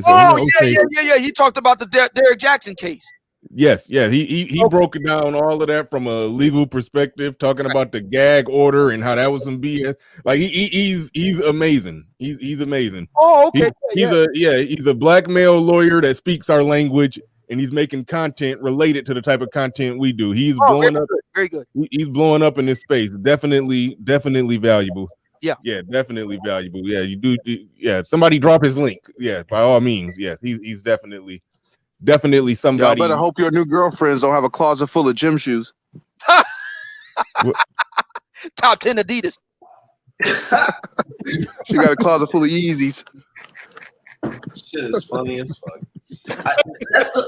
That's the funny thing about the internet, because it allows some goofy looking bras to get up in front of a camera and talk to all these loser bras like them and say, "We run these streets. This is our world, bitch." In what universe? Truth. Tell them again. Truth. Tell them, man. Tell them. No one gives a damn about the opinion of an ugly bitch. Ugly bitch opinions don't matter. Where does this happen? Only this happens on the internet, man, where an unattractive female can get up and say her demands and her wants and what men should do. Like, bitch, sit your motherfucking Jake's face ass down somewhere. Get ready. Nobody want to hear you, bitch. Get down in the background. Right. You don't even know what to say to them. You're like, they're there. Yeah, like, bitch, are we gonna change transmissions? Are we gonna go forward? What are we doing here? Because you can't be talking to me about anything sexual. Like, look at you. Like, stop. I don't get it. Tell the truth, man. It's funny you said that tell the truth shit, because I was about to say these they're so cat, because it's like I look at them and I'm like, so you gonna sit here and act like you are not so many different niggas booty calls. Like, she knows deep down the nigga she wanted didn't want her. Maybe one dude was low, didn't know his value, he was drunk. You know what I'm saying? That nigga never called her back. But all the losers are calling her back. All the dudes who do not impress her call her back. But she wants to sit up and act tough. They just entertain delusion. They're really skilled at delusion. It's actually scary. They need help. They need help. Man. No. See, I know why they're confused, brother. Because Kevin Samuels really should be asking, "What's your jean size?" They don't wear dresses. They know what size jeans they wear. Wow. Fantastic ain't never lied about one thing, though, man. And going back to Kevin Samuels' show, what possesses these women to call into his show? I have no idea. You know, he's got the rule: you got to cam up. He ain't gonna talk to you if you don't cam up. So these women get on the camera, he put them on up there. Oh my goodness, you talking about a freak show? Jeez. You get cute ones here and there. You get a little sprinkling of cute ones. You get some nice looking women up there, of various ages. I've even seen a few, older, more mature ladies that look nice. But the rank and file, no. Yeah. The rank and file look tore up from the floor up. There's just no getting around it. Yeah. One time in the building with a super chat, he says the parking industry made money too. Vincent Henley says they hoping cash for clunkers come back. Yeah, I remember that. I swear, man, I was watching one video. I was at work, and man, I swear to God, I thought my screen was broke. She was so ugly, bro. Whoa! Like, with all these demands, bro. I'm like, yeah. What he dropped the video. He got these women. I'm on Facebook, and I watched these women. There was one sister. She was huge too, out of Atlanta. Talking about he got to pay this. She had an itemized list of stuff that you had to pay for up front in order to get an audience with her. You got to be insane. Stop. You know what, Obsidian? You've been saying cap lately. They ain't nothing but cap. Yeah. You think that bride ain't lying to herself, man? You can't tell me she don't look at her life and know that she ain't getting none of that shit. It's just talk to make them. Again, I was talking about yesterday. All you doing is sitting around the water cooler discussing what you would do if you hit the lottery. Yeah. Carrying your ass back. She ain't. It's worse than that. None of that on that list. Hold on, go ahead, Gang. You ain't doing nothing but fantasizing. It's worse than that, Keith, because you talked about like the little girl tactics that they use, and gossip is definitely one of them. Another one is sabotage. What she's doing is she's sabotaging other women. She knows she's not going to do that shit, and she knows that she don't expect that shit. But what she wants is other women, the younger, hotter, sexier, childless women to go out on some shit like that, so she could swoop in with some reasonable shit. She's fucking up she's poisoning the well, is what she's doing. So she wants them to die alone, like she gonna die alone, basically. No, she wants them to die alone, so she could try to get at the men that would have been getting with them. I could smoke a little bit of that. Yeah. I'm telling you, bitch tactics is Machiavellian. Wow. Yeah, she was talking like Cash, Sugar Honey Iced Tea. I think this was last year, and I believe that there was. I mean, she was posing with a guy who was at I can't something factory is the place you go stuff your face. There was at some Cheesecake Factory. Yeah, Cheesecake Factory. Yep, there it is. There it is. I couldn't believe it. Couldn't believe it. I mean, yeah, and it's what possesses guys to do that? Possesses guys to do what? Take bitches out to the Cheesecake Factory? This girl, I mean, she's a young girl at that too. She was huge. I mean, she was every bit like a buffalo. A real buffalo. You know what it is? Maybe it was cheaper than buying groceries. I mean, we can clown, right? We can clown, but we know what the truth of it is, right? The real truth of it is that deep down there's a prevailing narcissism attached to a lot of feminist ideals that have invaded the Black female community. They've internalized these ideals as like morals and tropes, and they lean on this shit to the point where they think they're supposed to be fat and want a man who has a six-pack, and they don't hear the narcissism. They don't even hear it. They're like, what are you talking about? I'm big and beautiful. I deserve a ripped, tall, dark, handsome nigga. A Mr. Fantastic Bad G. These bitches are 600 pounds plus and don't even think that they're required to be what they desire. No man would ever think that. Well, actually, yeah, incels think that. And that's why we mock and scorn and make fun of incels typically. Nobody ever says, oh, these poor incels, oh, these poor guys, and feel sorry for them. We just make fun of them in society. But females are so entitled, which is why I call it narcissistic. And I actually think a lot of incels are narcissistic. That's why they're feminine, because they got it from their mother, right? This entitlement complex where it's like, I'm entitled. It comes from being a baby. It's actually very sad. It's an indicator of psychological trauma occurring at the development. Hey, I'm sorry to interrupt you real quick, Bernard. I'll be right back. I'm about to plug my phone in. I'm about to lose you. You feel me? It's like when you don't get the required care, love, attention, etc. as a child, it stunts your growth. Then you go into adult, mature age with that immature mindset, and you keep that entitlement. And it makes sense because a baby is entitled. A baby's not supposed to earn love. A baby just is entitled to love. But an adult is not. And so when you see an adult behaving like a baby, they start throwing tantrums. Anyone who's ever argued with a female, is it not like arguing with a toddler? And so it's like, it comes from the stunted growth of, the inherited narcissistic psychological abuse, probably because they worship matriarchs, because women love to worship their mothers, their aunts, their sisters, their queens, all this dumb shit. When those are the same women who have abused them their whole life, those are the women who made them overweight. When you talk to these women, they have so many traumatic memories of how their mothers spoke to them, abused them, mocked them, disrespected them in public, what have you. You can't shame someone like that. It takes away their self-esteem. And when you don't have confidence, you don't work out. You don't watch your diet. What? And so it's like people are people, not robots. They're the effect of a cause. The cause was abuse. The abuse came from a narcissistic mother. And so now we see all these narcissistic women going around entitled like little stunted children, babies, talking about, oh, I'm fat. Give me a nice, big, handsome man and who has money, but I don't have to cook, clean, or do nothing. It's insanity. It's literally like talking to a 12-year-old, except they're in a grown-ass body, a really grown-ass body.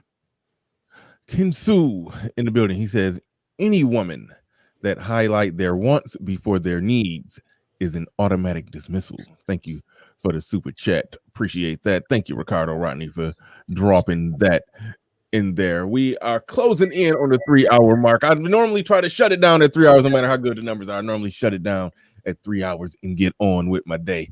So we closing in. We closing in down the home stretch here. 847 people in the building. Appreciate everybody that came through today. Make sure y'all hit the like button. I did pick up a few new Patreons. I will get your name in lights sooner or later. A few new Patreons signed up. It got to be some new people in here that may not be subscribed. So go ahead and subscribe. Hit the like button and definitely subscribe if you're new here. We do this every morning at 9 a.m. So yeah, go ahead and subscribe. I think I'm gonna leave this one up. But most of the live shows, I do take them down and they're on the Patreon page. Thus, people have been joining the Patreon like crazy lately. I picked up somewhere in the area of like 20 new patrons this week. So I appreciate everybody who has joined the page. We can more or less almost do parting shots. Let's go around the room. We're gonna start with Fatal Dose. Go ahead. You got the floor. You got the mic. Yeah, it's it's a tough situation, man, with all of this misinformation out there and all of these broads trying to essentially destroy the thinking of brothers, man. But it's a good thing we got the space. We got brothers like the ones on the panel that's setting things straight, man. But you know, that Kendra G thing, I was kind of surprised because I've seen some of her videos. I didn't expect for things to go that way. But anyway, thanks for letting me on. All right, Silent Lamont, you got some closing words for us. Hey, black men, the future is yours. And please, Bernard, I need you to drop some info so I can join your super special secret club. Oh, the Patreon? I can drop the link Yes, in there sir. right now. I can drop the link in there for that right now right as we speak. Give me a second. Sure. Give me a second. It's going to be in the chat for anybody who wants to join, as Silent said, the secret special super duper club. All right, there we go. Right there. It's in the chat. In the chat. There's the Patreon for those that would like to join the Patreon. Fantastic. You got the floor. You got the mic. And you on mute. Oh, rookie mistake. Appreciate you for having me on, Bernard. As always, man. Yeah, man. Like you said, the clout chase is here. The clout chase is here. Again, man. Everybody has everything to say about the Black Manosphere, but again, man, I know there's one man at the top of the mountain right now. But as they say, you know, a rising tide lifts all boats. So if you are a content creator in this space, or you're thinking about becoming a content creator in this space, get on your craft, man. Get on your grind. Get your time in. And work on your content, man, because your day is coming eventually. This is still an underground thing, which is good, but just stay true to the method, man. Stay true to the method and message for what we have in this space, man. And again, thank you, bro. Appreciate you, Bernard, for having me on, bro. Oh yeah, no doubt. And Fantastic or Game Changer. I know sometimes y'all go live around this time, so if y'all going, get the link dropped in there. If y'all about to go do more or less a follow-up. And I think I gotta drop off the panel to click on that link. Yeah. Oh yeah, go ahead, do your thing. Appreciate you. All right, peace to the panel. Oh man, always a pleasure. Fantastic, broski, game changer, always bringing it. Hey, Bernard, you know what it is, bro. Always respect, bro. Right on. Hey, and the new nigga, what's the new nigga? What's your name, bro? Truth. My man. Prince Hey, Jr. That's Prince Jr. Man. Call Nah, that's nigga Lionel Prince Richie. Jr. That's Lionel Richie. Dead on. Oh my My God. nigga. Hey, welcome to the club, fam. Hey, what's good? Appreciate it. No doubt. All right, go ahead, All Game right, peace to the Changer. chat. Yeah, peace. Go ahead, Game Changer. Okay, thanks for having me. I mean, so the overall message that I want fellas to get from this, the main thing, if you could take one thing away from this, that is know your value. No matter what, know your value and act accordingly.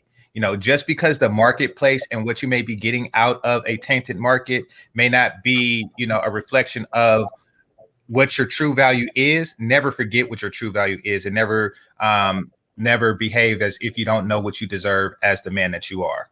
So that's my closing thoughts on that. All right, go ahead, Truth. You got it. And real quick, hold on, Fatal Dose. While you're there, do you got a channel? Nah, not yet, man. Not yet. Okay, all right. Yeah, I'm thinking about it. Yeah, let me know when you do. Yeah, I got a channel, but it's under my government name. That's for my books and everything else I do outside of this space.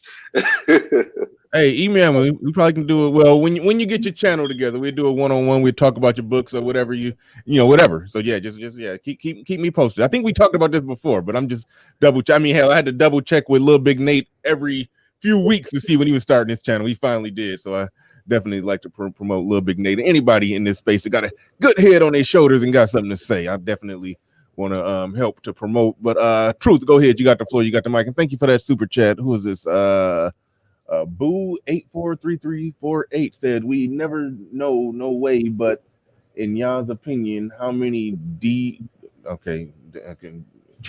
penises does it take for a woman to be disqualified from wifey material? Oh shit, I don't know. Go ahead, Truth. You can give your closing thoughts on whatever. You can answer that one if you want. I'm not even trying to tackle that one right now. It's too late in the hour to deal with that one for me. Yes. All I would say is that most of what you find in this space is educational, but it's also entertainment. And like always, think for yourself, right? Just digest what everyone in the community has to say, but don't feel like you should be looking for anyone to tell you how to think. Because if someone thinks you should get married for love or not, I mean, that's a whole debate. Really, the nuts and bolts is the meat and potatoes is the workable knowledge that can produce more success in your life. That's what you should be taking away from any space. And again, think for yourself. Oh yeah, Old Man dropping a premiere. Y'all go head over to Old Man's premiere right when we get off of here. I didn't even know that. So yeah, y'all go definitely head over there. Obsidian, you got any final words? And real quick, I do want to say, well, if you came in late and missed the beginning, you definitely want to go back. I'm gonna leave this up just for that reason because Obsidian went in real hard. It was classic Old Man at the beginning when he was breaking down that video. So you definitely want to go rewind it and check that one out if you missed it. But oh shit, my camera's cut off right at the buzzer. All right, go ahead, Obsidian. Yeah, you got the mic. Thanks so much for this, Bernard. We do a pretty good job of teaming up in the morning, don't we? Great to be here, and thanks everybody for turning out. Almost 1,000 people turned out for today's show. I really appreciate that. Please don't forget to like, share, and subscribe to Bernard's channel. You know the drill on that. And I will be live later on this evening because I'm going to pick up where we left off with today's discussion. I want to pick up where Kevin Samuels left off too. It's time for the ladies to seriously start thinking about making deals, because we already talked about where things are headed with this Rona piece. We ain't out of the woods yet. You see what's happening with ladies like Kendra G. Ladies, it's time to start making some deals, and we're going to deal with that later on today. But first, I got to watch Godzilla versus King Kong. I got to watch that first. Then we go later on today. Don't forget to get your autographed copy of the Book of Obsidian. I got a big shipment on the way in right now. First come, first serve. $35 or more to my Cash App, $ Obsidian Radio, or to my PayPal, www.paypal.me/Obsidian Media Network. Please don't forget your name and address. I'll hook you right up. Thank you so much, Bernie. Hey, Bernard, quick thing. I want to ask Obsidian. What do you want to do if I didn't get my book yet? It should be on the way to you now. You got to be patient because we got this Rona and the post office is moving a bit slower than usual. So please be patient. Yeah. I got a bunch of orders right now waiting for the shipment to come in. Half the ship, I got over 100 books coming in. Half of that shipment's already out the door. That means I got one half still open. You gotta get in where you fit in. First come, first serve. Hey, man, stay in the back after this. You can. What's that? I was asking man to stay in the back after this. Oh, okay, cool. All right. Yeah, I'm dropping the link right now for the Old Man's premiere. Y'all can go check that out right when you get off of here. Go check that out. And with that said, I think that's it. We are out of here. Peace. We go. Thank you.